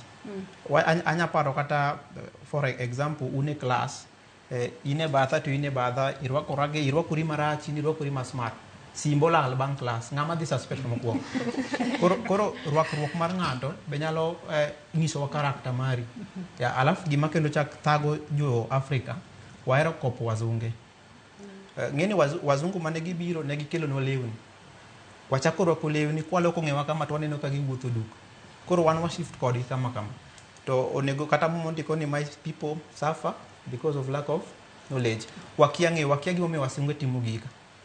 For example, wuoyi otucho ite oketo study mar msalaba. In ikia gimomiyo mzungu timo gino, imbi chako time. Wuoyi orwako long ma raged alafu shago. Gigi nigi maana moko ma kichako nono to giricho kaka msalaba mar wuoyi tucho ume oketo ginene oketo study. Nyiso ni in wuoyi mo irwako kendruok e chwech motimo nade achalre. Adwa ni mak parono gi kanyo bende biro bedo kunyiso nang'o miyo kit rwakruok opogore nikech thoth ni yudo ni ka ji ochopo e mbalariany kacha sama idhi kata kin fresha kit kaka irwakori ka in fresha odiochieng' mokwongo ma idonje mbalariany kacha gi kit kaka ibiro wuok bende bedo ga mopogore. Jomoko ponono ne donjo kacha ka ng'ama wuoyi ponono ndiso suit maber olielo wiye maber kowuok kata bang' kosetieko first semester kata first year ato koro chako pidho wiye ochako rwako longe maraged. Nyithindo manyiri wacho ni ponono ni dhi gi lewni mag kitenge tidhi e first year kacha kochopo second year ato koro iweyo ibolo kitenge bathi chako nyiewo mamoko. Kata kamano paro makamaga adwa ni makna matin adwa ni wadhi achiel kachiel nyaka e kaunti ma Homa Bay watudre kod jafwambo marwa e kaunti ma Homa Bay Ali Abich. Oyawre Ali Abich ka intiere kaunti ma Homa Bay ichiew nade okinyi ma kawuono inyalo nyiswa no okinyi ma kawuono intiere kanye gi sani to iluonwa chenro mane. Ang'e ni jagoro mongirore migawo mar somo Belio Kipsang kaachiel kod Raymond Omolo jagoro mongirore e migawo mar arita onego bed ni limo Homa Bay kawuono. Bende nyalo nyiswa matut kotudore kod mano Abich. Erokamano ahinya Joyce Odiwuor ka intiere studio Nairobi. Awinjo kidhi nyime kod twak makare king'e weche mag rwakruok e mbalariany. Kata kamano wabro ng'isi gigo eko ma kawuono waluwo e kaunti ma Homa Bay kaendi kendo kaka inyalo neno wantiere skund yawuoyi ma Orero mantiere Kachud Bura mar Angwe. Kawuono mana kaka wachono endo wan kod jodito mawuok e migepe mopogore mag sirikal kama oting'o jagoro mongirore e migawo mar arita Laktar Raymond Omolo, nyawadgi ma ongirore e bad migawo mar somo ngire Belio Kipsang kaachiel kod jagoro mongirore migawo mar chweche mano Ann Wang'ombe ma biro timo limbe e kaunti ma Homa Bay kaendi kaluwore kod chenro mag tich mopogore opogore mag biro timo. Mokwongo e skul sekondar ma Orero mantie sub kaunti mar Angwe ma wantie okinyi ma kawuono kaeni en Laktar Omolo kaachiel kod jogoro mongirore ariyogo eko biro kwongo timo limbe e skund yawuoyi ma Orero kaendi gibiro bedo kod chenro mar pith yien kaeto bang'e gibiro loso kod jopuonjre kaachiel kod jopuonj mantie skul kaendi kapok gidhi achiel kachiel nyaka e skund primar mar Ang'i ma bende nitiere sub county ma Rangwe kaendi kama thuon limbe margi kawuono nitiere. Waseneno ka jagoro mongire Raymond Omolo osebedo ka limo skunde mopogore opogore e kinde motimo limbe mag gwenge mag Nyanza kaendi mar jiwo jopuonjre kaachiel kod jopuonj e skunde mopogore ma gisome. To pek wach kawuono biro bedo e skund primar mar Ang'i ma bende kama ne Raymond Omolo some higa mag 1993 kendo kawuono wach mantie kanyo en odiochieng' somo kaachiel kod dhialo odiochieng' jogo eko manosomo e skund primar mar Ang'i kama jagoro mongirore Raymond Omolo ma biro bedo wendo modhial kaeto iluwe gi jagoro mongirore migawo mar somo Belio Kipsang kod nyawadgi ma ochung'ne chweche migawo mochung'ne chweche mar oganda e pacho kaendi Ann Wang'ombe. Wang'eyo ni chendo weche mopogore opogore mamulo sekta mar somo nyalo biro wuok e kinde romo ma kamano nikech wang'eyo ni odiochieng' manyoro ne piny owacho kokalo e migawo mar somo barua manondiki kod jagoro jatend migawo mochung'ne somo e pacho kaendi Ezekiel Machogu ne ochiwo thuolo ne kata noseyaw mbui ne jopuonjre manotimo penj mar mar higa mokalo mondo giyud thuolo mar timo oro kwayo margi e mbalariany mopogore opogore mowinjore bende gidonje kaachiel kod kuonde tiegruok opogore ma onego bende gidonje kendo mbui ma kamano waneno ka migawo mar somo ne oyawo odiochieng' manyoro kendo wang'e ni en achiel kuom gigo eko ma jagoro mongirore migawo mar somo biro chiwo ler ni to nyaka sani chenrono dhi e yo machalo nade to en ang'o gini monego bed ni jopuonjre timo maneno ni gidonje e mbalariany kaachiel kod kuonde tiegruok mopogore mowinjore bende gidonje bang' kane gisetimo penj ma klas 12 higa mokalo. Bende wang'e ni wach mosebedo kakelo fwere e sekta mar somo e pacho kaendi waneno ka nogol chik mondo mi wach mar chulo school fees kata omenda go eko mag somo kokalo e lai mar mbui mar e-citizen ma bende waseneno kosekelo osekelo pek ahinya e sektas mopogore opogore e pacho kaendi. Bende wageno ni jagoro Belio Kipsang biro loso kotenore otudore kod wach mar mana sirikal kokalo migawo no dwaro mondo mi chul school fee kod mwandu mamoko mitiyo gi weche mag somo kokalo lai mar mbui mar e-citizen. Bende wang'eni jagoro mar arita kwe Raymond Omolo migawo mar ochung' arita kwe kod weche ma iye ma pacho kaendi, kendo wang'eni kamobede ok nyal koso moko mulo weche mag arita kwe ma mulo piny Kenya kaendi, kaachiel kod okenge ma migawo mar arita kwe seketo mana ne piny Kenya obedo makare weche mag arita kwe, kaachiel kod weche matek ma osebedo ka mulo sekta mar arita kwe ma pacho kaendi, kamoting'o wach mapek manotimore stesend obila ma Muthaika Nairobi, kama jagono manoketi stesend obila nowuok e yo ma ok ong'ere, kendo waneno ka apisas ang'wen mag obila mane rito kanyo endo ne osegole tich. Wageno ni jagoro ma ong'ere migawo mar arita kwe Raymond Omolo nyalo biro loso e wach machalo kamano, nikech en wach ma pod omako piny Kenya kod migepe mag arita kwe ewi kaka ne janjoro ne endo oposore mowuok e stesend obila ma Muthaika ma nitie buro Nairobi kanyo endo. Ka ok kamano Joyce, abro we mondo dhi nyime kod twak ma wan go Ramogi TV kawuono, ka wan to pod wago tach e rero kaendi kama jogoro adek makwana go eko biro kungo chope maloso gi jopuonjre kaendi, kaso gidhi achiel kachiel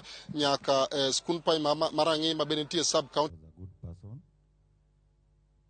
He knew how to accommodate everyone in all your weaknesses. He was always there.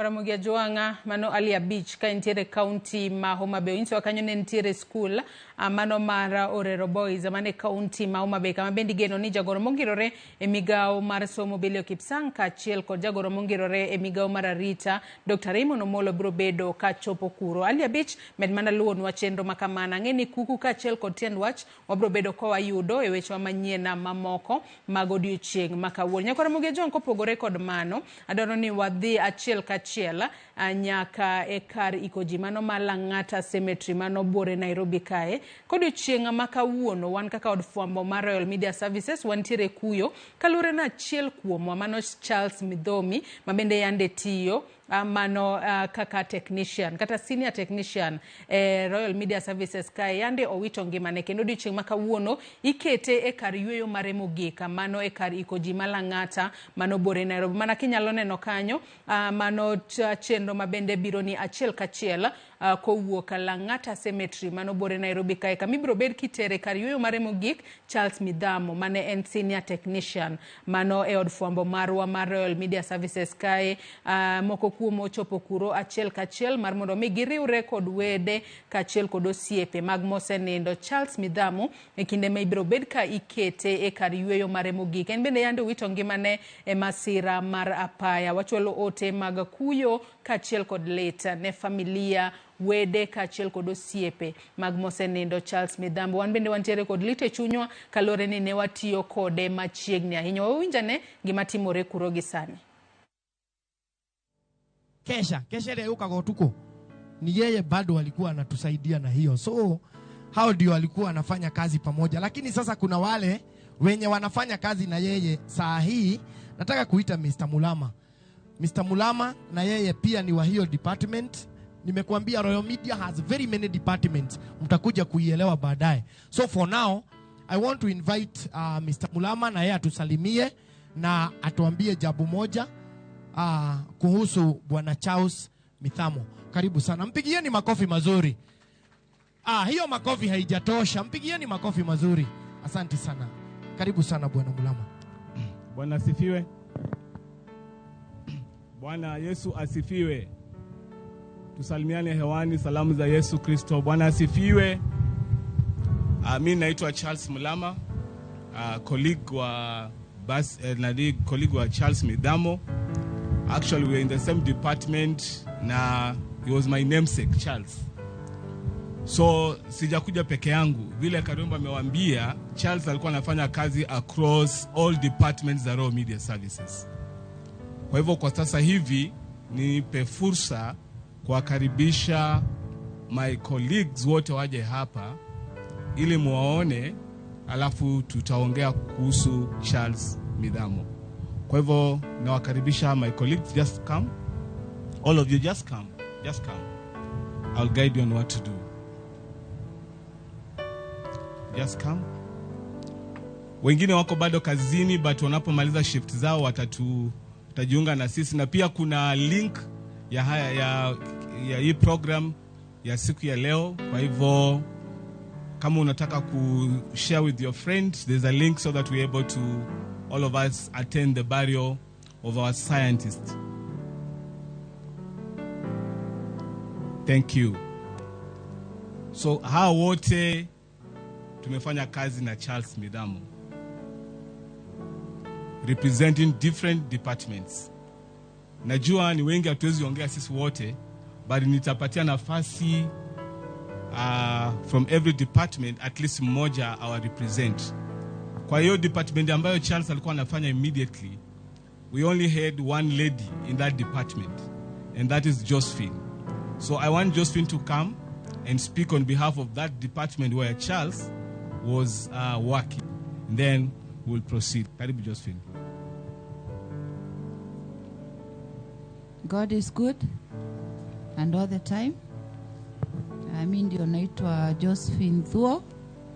Na yes, I am the only lady in that department. So mimi ndio mama yao.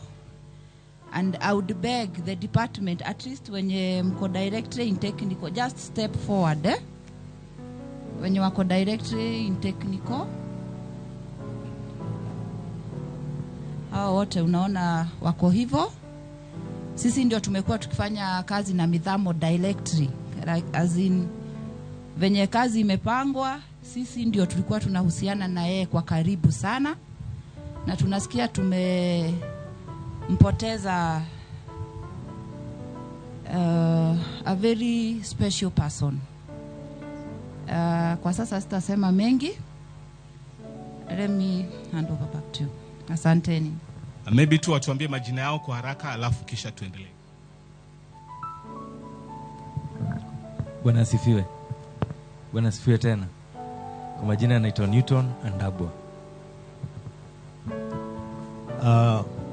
Mkewe marehemu, watoto, kanisa, familia na familia ya Ramogi. Hamjambo. Jina langu ni Sami Gikingo, na mwenzetu Midamo, nilimjua kama Midamo, alinijua kama Gikingo. Ni mtu ambaye alikuwa mtu wa kupendeka. Tulimpenda, tulifanya kazi na yeye, na kweli familia na kipigo na sisi tuna kipigo. Nilisikia ukisema watu wasubukia. Hamjambo. Hata mkiinua mkono huko, mimi nilinua upande huu. Mmewakilishwa upande huu. Asante. Hamjambo. John Motisia. Mimi tukua department moja kwa pande ya stima. God is good. Kwa majina naitwa Jomo Kelvin. I am an intern at technical department. Praise God.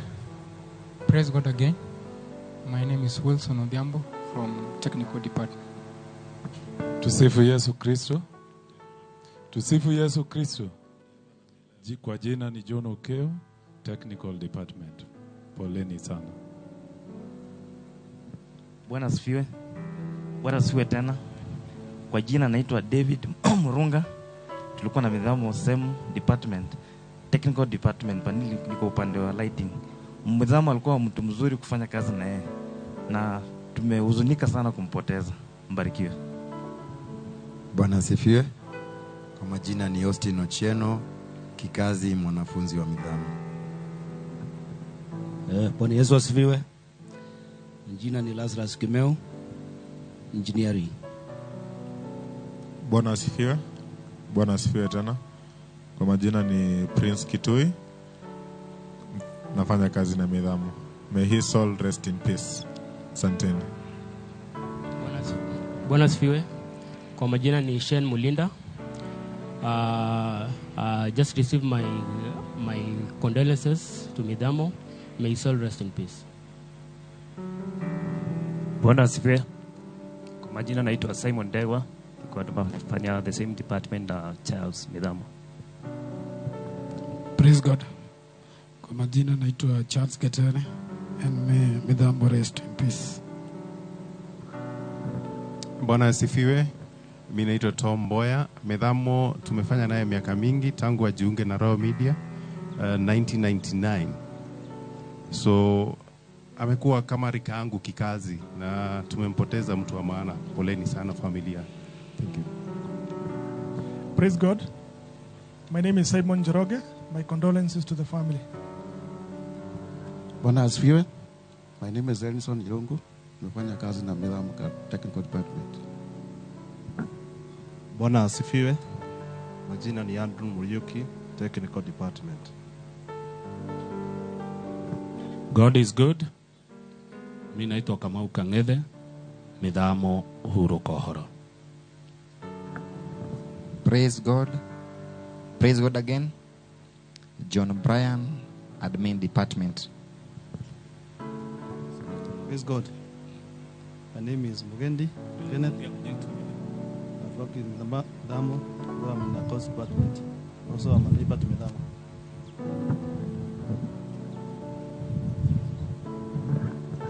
Bwana asifiwe.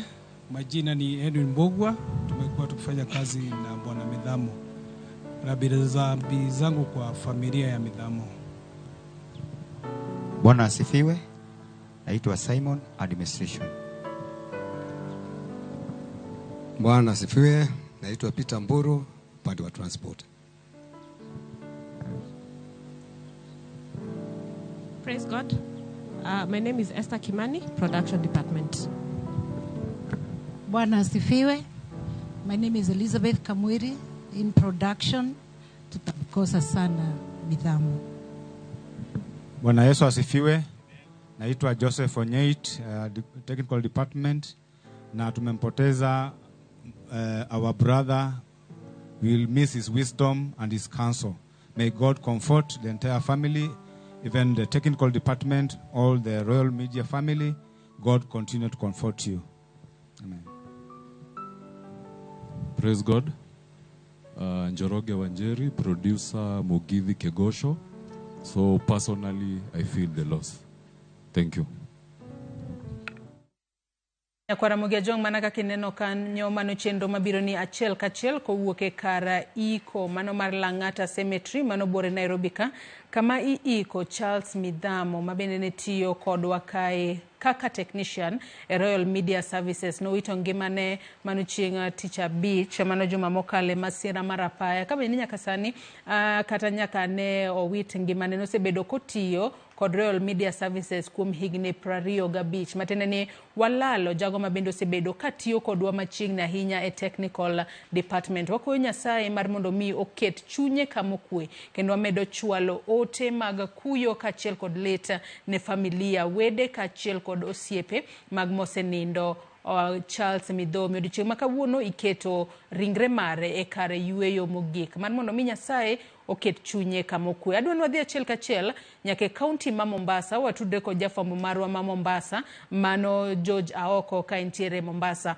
Oyawre George Aoko ka entiere Mombasa okinyi ma kawuono inyalo nyisowa ni intiere kanye gi sani to bende kotudore kod thuon wach mwatwak e studio kae jopuonjre onego bed ni rwakore nade ka gintiere mbalariany Aoko.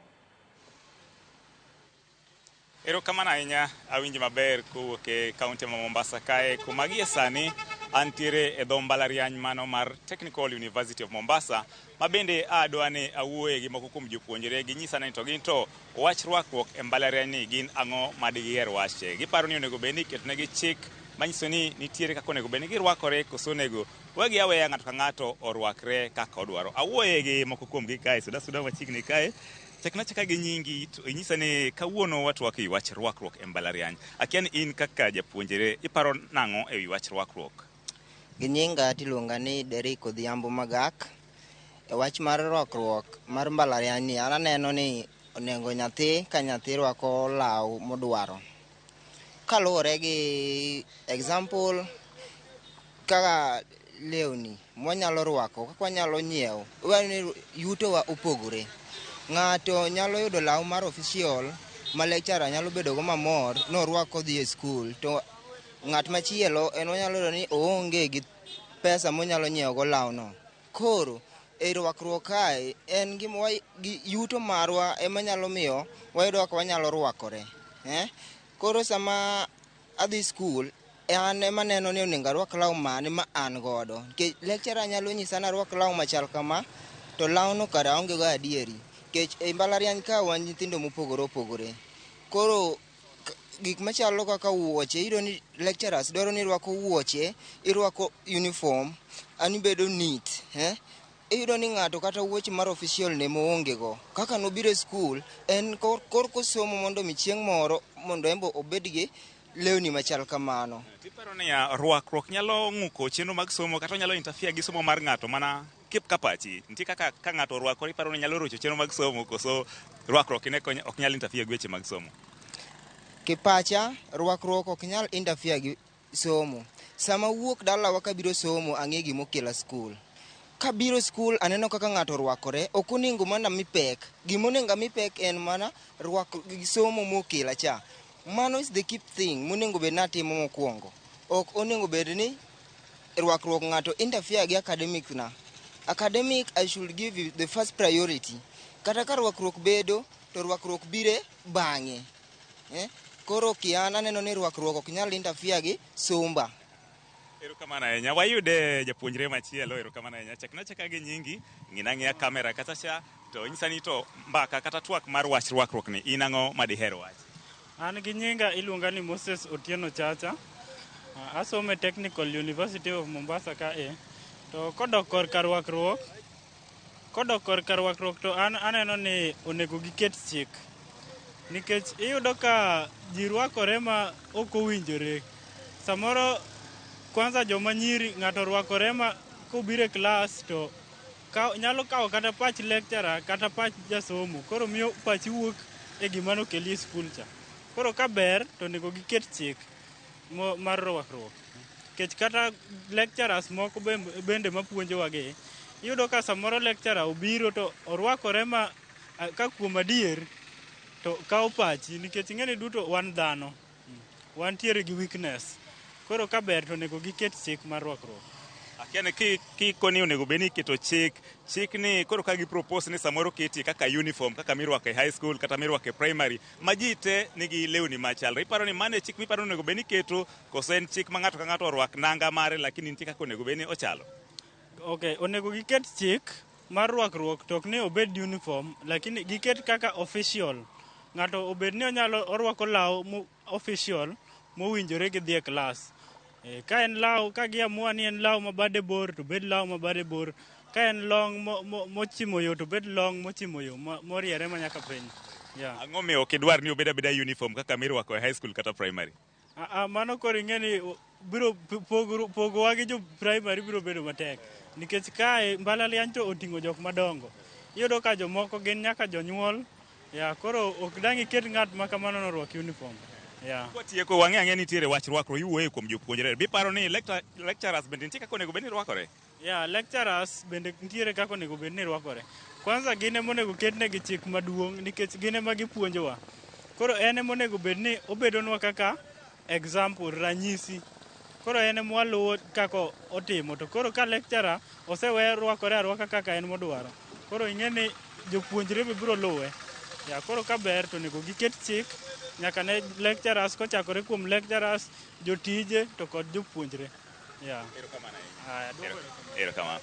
Mana kaka iwinjo janeno mar Ramogi, mago mana pach moko kuom jopuonjre masomo e mbalariany ni mar Technical University of Mombasa, ka gin bende gigolo pachgi e rwakruok monego bed ni bedo. Iyudo ka moro koni onego bed ni iketo chik, ka machielo koni magi gin joma dongo monego bed ni iweyo orwakre kaka odwaro, ka gima duong' mokelogi kae en wach mar somo. George Aoko, Ramogi TV, Mombasa. Erokamano ahinya George Aoko kowuok e kaunti ma Mombasa. Owinjo kanyo paro mopogore opogore ka bende japuonjre no wacho ni lecturers bende onego bed ni nono kaka girwakore kaluwore ni lecturer nyalo rwakore e yo ma ok ni kare manyalo miyo kata nyathi skul wiye wil kod gino mipuonje. Erokamano ahinya nyalo mana medo luonwa weche mamoko matimore e kaunti ma Mombasa odiochieng' ma kawuono. Nyakoro Muge Jwang' adwa ni waduoge Twak e studio ka. Wadong' mana gi dakika matin kende to waloro Twak mar okinyi ma kawuono. Alex, wanyalo wacho nang'o momiyo kinde mang'eny waneno ni ka jopuonjre donjo e hikgi mokwongo e skul, ka ochopo e kinde ma koro gibiro bedo ka giwuok tineno ka kit rwakruok opogore. Ang'o makelo magi? An kora aneno ni en two way. Nitie joma kanodonjo e skul iyudo ka ne girwakore marach maybe Kiwacho ni ne girwakore marach. Inyalo describe matin, ne girwakore marach e yo mane kata nade? ne girwakore kido ma kaka maybe nyiri rwako skirt ma chieko to yowuoyi yudo ka ne gibedo raised e ragged go. To ka e period gi magin e school iyudo ka seche moko gidonje aole mano kuom joma ne rwakore maber. Gidonje groups, iyudo ni osiepene rwakore kama, koro embe nyaka rwakre kaka osiepene. Kendo iyudo ka ok orwakore kamano, inya yudo ka kendo gikete tenge. Oginya bedo kode nikech en orwakore old fashion kamano kaka giwache. To nitie jok mane rwakore marach ma sama gidonjo iyudo kaka course sama maybe ji dhi attachment. Iyudo ka kidhi gi ragged manya attachment ok dhi mi kata dhi gi barua mora mora tirwakore e kidono. Onge ng'ama dhi mi nikech ok ni orach lakini iyudo ka jok marwakore kamano yudo ka gin joma richo, koro miyo rwakruok ailano bedo gi kidono. Koro yudo ka gia ne gipuonjore rwakore maber, to niyudo ni moko ka gia to ne gidonje aole ka to gidonje osiepegi to gichako rwakore marach. Sizel, bendi paro ni aula mar Mbese ema neno ka Alex kelo kae gimiluongo kanyo ni peer pressure ema ponono miyo kata nyithindo ma yawuoyi moko kaachiel kod nyithindo ma nyiri moko loko kit kaka girwakore ka gidonjo e mbalariany kacha? Anyalo wacho ni mano tadieri nikech kidonjo e campus wabiro ga ka wan fresh, ibiro gi discipline miyago high school, but also ka wan e high school ing'eni ng'isowaga ni som matek kichopo campus you'll have all the freedom midwaro, koro ibiro rwakori kaki ihero. Koro ing'eni ka waya high school already wan gi perception, wan gi a whole picture of kaka wabro rwakore campus, ing'eyo. Koro kichopo campus to en mana two way kaka Alex owacho, kiyudo osiepe mabeyo ibro conform to that, to kiyudo osiepe maricho be okay, rach be is relative, okay, because to me rwako skede machiekogo anyalo wacho ni rach, to kuom ng'at moro inaweza kuwa ni bera dong. Nikech enoneno mana ni en smart and then wafeel gani pod watindo, wan rowere donge. Koro watemo gani mondo warwakre kamae mondo ka wawuok out of campus, wabedo adults, koro wadonje career life, kendo ka in lawyer iyudo ka there's a certain way morning irwakri, ka in daktari, ka in nurse irwako scrubs the whole day. Koro for us mawane campus iyudo ga ka wadwa ni warwakre kaka wahero nikech that is the only time mawan godo sani. Koro kok watime sani wabro time ka wadongo, emomiyo ineno ka mine madongo theko oko ka iyudo ka mama maduong' moro monyuoli orwako skirt mang'ut, skirt ma achwiti. Koro I feel like it's relative. Timatima gima mori. Kifeel ni in brand ni en kama, tim kamano. Nikech kata it really en mana kaka kongo. Kong'isi ni kiki madh kongo nikech orach. You'll know why itami ni kiki madh kongo. To kong'isi mana ni wek madho kongo and you're not given the reason moningo momiyo okoningi madh kongo, it becomes, pointless. We winja ne Sharon bende. Sharon bende paro ni kit rwakruok ma ji rwakore godo e mbalariany kacha en wanyalo wacho ni en koro ni experiment gik mopogore opogore. Kalore ni ponono mana kaka ini wacho ni timo course mar hospitality. Ponono nitiere kaka onego bed ni rwakori e kinde ma koro isetieko mbalariany, koro ine tiji moro. Ma koro wacho ni we arwakra kama sani ka asechako tich, koro kik atim gino ma ponono wanyalo wacho ni en regression, ni koro sechego koro iduong' mana kaka Sizel wacho kae ni sechego kok iketori ni dwa rwako achwiti, kok idwa rwako ragged, to sechego ponono ing'ongo ma gigo chal ni nokali. Erokamano ahinya Joyce. An gima anya wacho ni rwakri according to your age. Mane gima anya wacho mondo wageng' gik moko mar ni ng'ato duong' to irwakori ka nyathi.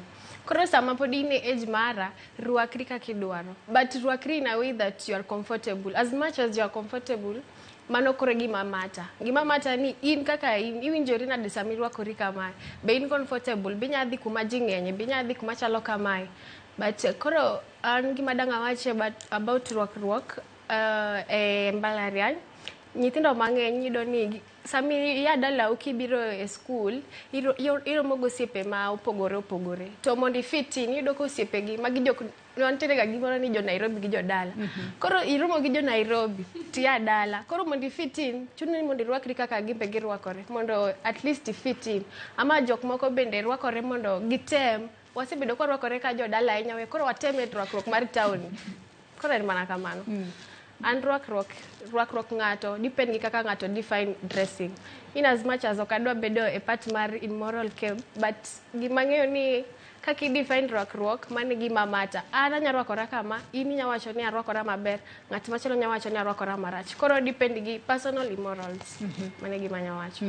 Mariam, ang'o momiyo waneno pogruok e kinde ma ng'ato donje kaka fresha gi kinde mobiro bedo kowuok? Nikech anyalo kata chiwo ranyisi ni wantiere klas gi nyithindo moko mang'eny. Ino e kinde ma odonjo first year, obiro nyathi ma wuoyi po nono wiye nolielo lera maber. E kinde ma progress to ineno kochako pidho rasta kendo seche moko koro mano joge odok olielo wiye. Ang'o makelo magi? To po nono mbalariany onego bed ni puonjo ji kata nyiso ji kit kaka onego bed ni girwakore ka nyathi donje skul kidonjo kaka fresha kacha koso onego bed ni giketo chike makamagi ka japuonjre osesomo po nono kuom thuolo maromo nade? Rokamano Joyce, kaka nosewach ni en two-way. Ibodo ni nitie ng'at mane donjo ka rwakre indecently, to odhi olwakre maber. To nitie jok mane odonjo ka rwakre marach, odhi change. Jok mawuok marach to maber, nitie gimluongo self-realization. Odhi realize ni kama kana rwakra ne ok fita. Alafu nitie gimiluongo ni peer pressure gi social media. Abo donje Instagram mane kaka ajibo rwakra, ada fit in kaka ajibo rwakra nikech en student. Another way adhi nokao wach ni Tabitha rwakre. Koro en self realization gi peer pressure plus social media. To kaka oso wach ni kaka idongo, nitie gimoro ma ka rwakra ingisiga ni kaka irwakre represent janyuol ni be. Koro e kaka bro wuok ka adhi kumoro kaka adabiro kae tarako mini dress mashoka. Mama didn't na TV and very decent, but until again karwakra ka at the club, it's okay. Can a miniskirt for watch more nego get ni dressing code ni for some reason in sawa obro konywa somo obro konye respect ni obro konye everywhere. Liyo korka kori winjo kanyo ka Michelle wacho ni ponono ni dressing mari nyalo nyiso kit kaka janyuol mari nitie. Ponono kit rwakruok onego bed ni chakore kanye ahinya nyane jopuonjre madhi e mbalariany mar mondo mi kinde mambele ponono kikwane ka koro mbalariany moko kumo ni onge rwako mini dress onge rwako mini skirt kubire e skul. Kit rwakruok onego bed ni chakore kod kanye ahinya nyane nyithindo manitiere mbalariany. Yes, Joyce, kapok aduoko penjo nino to aduok janeno moro. Nawinjo kowacho ni samoro nya bedo mionge pesa mondo inyiego koti. Rwakruok maber ok nyaka irwak lewni mabechgi tek ok irwakri maber. Irwakro law moro kata en mar sing 50 to umo dugi. Mano. Number 2, peer pressure. Iya dala aka bonyo ka nyagwala biro ka yudo ka ji opidho wiyegi mondo donje group no ambe nyaka tim ang'o nyaka pidh wiya. To Joyce nitie gik moko ariyo mopogore. Nitie wisdom gi knowledge.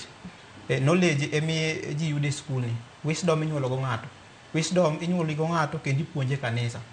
Koro environment ma ng'ato donge kaka ne mama lewni mane mama unyiewni gi kanisa midhi bro influence mang'eny kaka irwakori. Kaka an kama ok apar ka Susan nyaminwa nyalo bedo mamor ka pidho aketo rasta ta tucho ita. So gamia e environment midonge. Ilero kanyo makare ahinya kapok wasomo ote ma joneno mag wachwalo korka kori Alphonse. Be ni paro ni weche go mag peer pressure mamiyo waneno kit rwakruok mopogore opogore. Ng'ato nyalo bedo no wuok dala min gi ponono kata kogone mbaka ni bing'e ni nyaricha wuotho mana duk campus kacha kata wuodi cha tindo suko wiye otucho nyaka iti lakini kobiro dala kode to ponono mago we school okodog godo dala. Ang'o makelo magi tere kaka inyalo tiekgi? Erokamano Joyce. An gima anyalo medo. Nitie gima iluongo ni growth and development.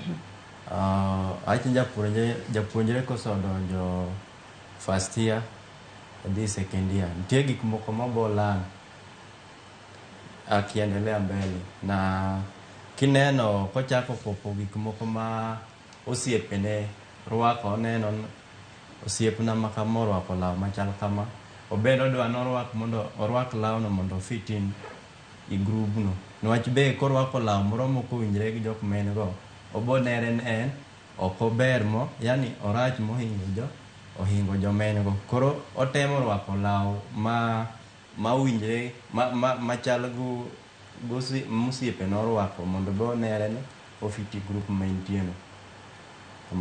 Asoma ne moko kuom ote ma bende joneno magwa chwalonwa odiochieng' ma kawuono kapok akawo pachumo gi kalore naneno kanyo ka thuolo marwa osedhi mana mapiyo piyo. Ote ma kamago wabro bedo kwasomogi achiel kachiel. Wawinjo ane ni jogo manenowa online to wacho nang'o. Caroline Olo wacho ni watching live from Tom Mboya University, rules zikazwe. Erokamano nya kuom ote ma kamano. Ote machielo, Victor Onduto wacho ni anawuok e Kabete National Polytechnic Nairobi kae. Chikego onego med rido kabisa sana sana kuom nyithiwa manyiri. Ote machielo kwanyalo yudo Danchan Ouma wacho ni chikego ni kare kabisa, especially mag joma nyirigo.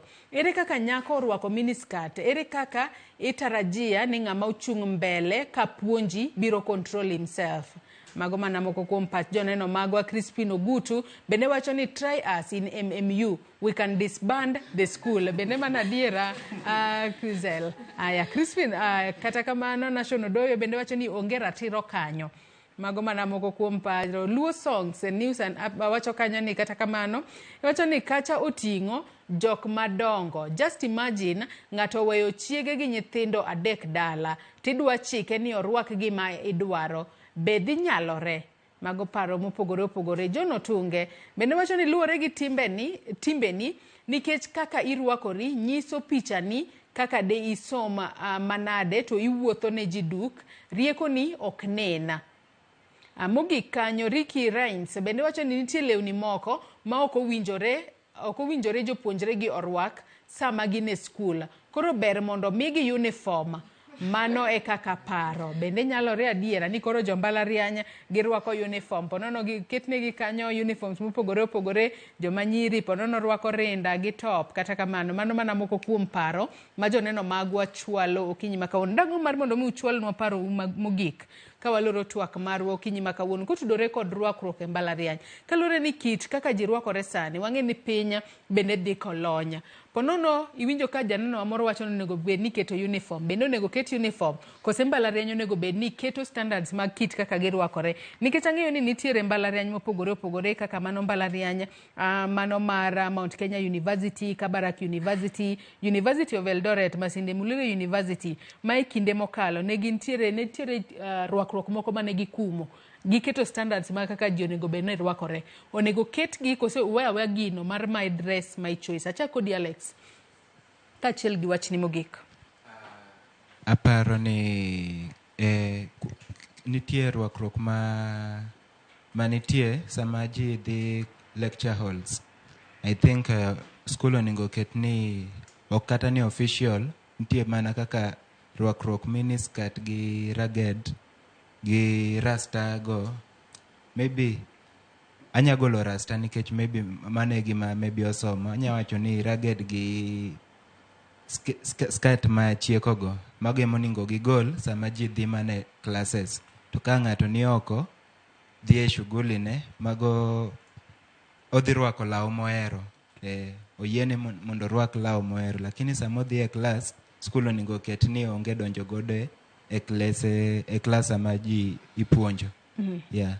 To ang'e ni ji sama ji opuonjore ni e mbalariany gimedo puonjore. Sama ang'oya kit rwakruok ma odhi rwako e kindene kosedongo dhi ng'iso kaka osebedo kopuonjore e mbalariany. Emomiyo koro kowuok oko ok oningo orwako lewni mane orwako konyathi ka. Koro oningo o change, o bring in that bedo ng'aduong' koro. That maturity. Koro sama odhi tich ok inyal yudo wuoyi madhi tich moketo iwachoga ni lowest, iketo long gi piny to opidho rasta to dhi tich, kata orwako racket to dhi tich. Idhi yudo ka girwakore maler to en official, kata ka en casual to en casual moro maber mok ne richo moro ire. Erokamano. Yeah. Mane wachni mogik bende. Sawa. Erokamano ahinya. Sharon, wachni mogik kwatieko. Erokamano. An gima dang' awachi ne joma somo e mbalariany ni rwakruok in owuon nyaka iti gi common sense ni sama rwakora kamae ere gima tang'o to occasion mane madhi momiyo rwakora kamae. Koro kumidhi gima mata e rwakruokni. King'e ni idhi klas rwakri arwaka maber mok nyal dhi distract japuonj kendo ok nyal dhi distract student moko. But koro gima nya wacho ni to ji owe keto pachgi ni kaka ng'ato rwakore to mano koro odwaro ni o attract ji. Mano gino miyo ji mijing'o mar bedo miyo ji mijing'o mar raping. Nikech sama uketo rules ni ji ok onego rwakre kamae e skul machalo kamae, to jok marwakore kaka ok uwachono dong' umiyo jok ma rapist ka mijing'o mondo odhi otimnegi gik maricho. Koro an gima dang' awach, gima pod achungo niya, immorals and personal immorals magi ema mata e rwakruokni. Be sama irwakori ng'e ni idhi kanye. Alafu gima dang' awach mogik ni kin ng'ama dhi skul, king'e ni oluongi e skul ma oridi, dhi gi rules magiketo. King'e ni in e skul ma public kaka KU, rwakri kaka idwaro, but irwakri gi kaka idwaro ni ji adressi. Erokamano ahinya. Wachni mogik Leo. Ska wacho to an ajiwo ni chike moko mek rwakruok e mbalariany ok onego bed ni iketogi. Nikech ibiro yudo ka chikegi miyo ng'ato dhi e mbalariany korwakore maber, to kowuok e mbalariany kata en e weekend, osa e klas to biro dok adoka normal. Koro weya mondo wati gi pachwa. Wewa uru mondo wati gi pachwa, polo be ji ok dhi. Wachna mogik madawacho, nyathi ma nyako kiwuok e odi kamidake ni dhi e lecture hall. Wuondri ane kete pachi ni baba usa ogoni simu town urad town. Kaw lecturer kaka janyuolni, kata ka in mana nyathi ma wuoyi. Ne lecturer ma nyako ma miyono kaka mamau. Koro mondo alafu occasions jirwako ginte gik mang'eny ma influence ka jirwakore. Wan gi personal style, era short naturally. Wan gi occasion. Idhi go abal Mombasa, rwakri ka ng'adhi go abal kunendo. So wan gi mood be. Ichiewa tineno ka in lawi ma pink no kidwaro, ikaw moro ma short. Koro warwakre uru maber nikech kaka warwakore nyiso picha wa maiye. Mane wachna mogik. Erokamano ahinya. Sizel, wachni mogik, thuolo marwe marumo. Okay, so ano kayie gi kum mar rwakruok. Okay, ginyalo kumo, but there are others that are so extreme, kaka dreadlocks. Inyalo bet gi dreadlocks ni, tiketo gi maler and very neat, to in official, gi koti, gi suit maler. To ilera kendo ki create distractions, okay? Koro common sense kanyo be kaka jowetena osewacho ema should apply. Also, our society as a whole contribute mang'eny kaka wan joma tindo kata wan joma tindo biro rwakore. Nikech an kadhi e social media neni ng'ama I look up to. For example, I look up to you, Joyce. Taneno kirwako skirt manyut. Ambe abro copy. Koro it's a combined effort. The whole society onengo come back to their senses. Wangeni angoma warwako, what morals are we showing nyithindo matindo okoka? Ineno ka nyiri nego left, right and center because of the rotten nature of society ma wantiere ni. Ok nikech nyiri rwakore marach, nitie joma inego to rwaka maber. So the whole society nigi responsibility mar neno ni nyithindo manyiri, especially nikech nyithindo manyiri mukumo sana, are safe. Erokamano. Yeah. Erokamano ahinya. Alphonse, wachni mogik. An katieko gima nyalo wacho no, rwakruok nyalo miyo ng'ato omi luor. Nitie japuonj moro mane ong'iso wan kata kikia gimo tidhi kuma ji nitie tirwakri maler, idhi adhia tibet kamo tiling'.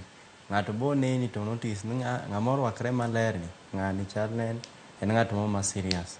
Koro ing'e kirwakri irwako gik moko maraged nitie jomoko ma koneno longe maraget wacha chan ng'ani maybe ng'ani ken ng'ama serious gi life to maybe obe life ne mokete kanyo koro rwakruok nyalo gami seche moko jijaji maber ama jijaji marach kamano erokamano ahinya. Michelle, wachni mogik. Katieko anya wacho ni rwakri according to kaka osewacho ni nitie style, fashion and everything. Anya paro ni time moro nitie romo moro Boma Sky. Tarwako mana suit moro maber ka dhi meeting kaka student. Ka romo nitie Jalango, nitie Pasaris. Ngeni bodyguards ma Pasaris no ni achiel kuomgi. Achiel kuom the waheshimiwa. Ana mana convoy. Awinjo ma smart ma media mana mbele na. Kori neno derwakre kaka indecent do baya chien chon. Lakini suit nani nomiyo achalo one of the people. Maido kare mondo mosa penja kaka parliament dhi. Okadonjo parliament. Koro rwakri according to kaka dani joneni. Mane manya wacho rwakri kaka dani joneni kasto gi par chien background ni janyuol ni bro neni. Anya go instance moro matin into save mamwa moro. Mano ero gangsani kara ko short ni nyathi osiepna. Rwakri marach koro nyathi ne somo KMTC. Nyathine first year kasto nyathine dhi shere ne rwakre maber. Dojo KMTC donjo rwako miniskirt ang'o dhi shere oyudo accident. Koro gochne baba gi ni ne bi identify body. Baba gi ka chop to doka nyathine gi tattoo. Rwakre marach no tambre nyathi. Nyathi na rwakre kama koro ineno ka parent ni base tamre ni a dead body. Erokamano ahinya uru kuom kawo thuolo maru okinyi ma kawuono mar mondo mi ubi wabed kod Twak kama ket kod mae kata kama nyako Ramogi Ajwang' in bende agoni erokamano ahinya kuom kawo thuolo mari mar mondo mi ibed kodwa e Twak marwa okinyi ma kawuono. Ote magu aneno mathoth ahinya mak mana ni thuolo marwa okinyi ma kawuono ema orumo. Kata kamano rwakruok mari nyalo miyo pono ni donjo kuonde moko kata ok idonj kuonde moko. Kata kamano rwakri e yo ma in bende kibedo piny tiwacho ni adiera arwakora marach to bende rwakri e yo ma ng'ato koneni to en ok obed kod wich kuot nikech inyalo bedo ni rwako gimoro ma ng'at machielo ema wiye kuot ka oneno kit kaka irwakri. Waduto warwakre mabeyo wabed nyithindo ma yawuoyi kata nyithindo ma nyiri mar mondo mi wanyis picha maber kachiel kod ranyisi makare ne jogo ma bende biro mano mbelewa. Nyako Ramogi Ajwang' kanye mwachopo gode giko mar Twak marwa mar mbako romo okinyi ma kawuono. Erokamano ahinya kuom bedo koda nyaka na chak chenro okinyi ma kawuono. Elo jogo duto ma bendo neno ni chenro ni obiro ni e yo makare mano moriwo director marwa mar odiochieng' ma kawuono Bob Wafula wantiere kanyo kod jogo picha jomak duola jogo mantiere graphics kachiel kod TX wagonu erokamano ahinya. Atieko chenro mar mbako romo gi kanyo kata kamano adona weyi kod gigo matimore achiel kachiel kowuok e doho ma Milimani kama ing'ado bura ne Jackie Maribe kachiel kod Joey Irungu. Wadhi ane kuno. Evidence is this, that shot when it was recovered, it was entered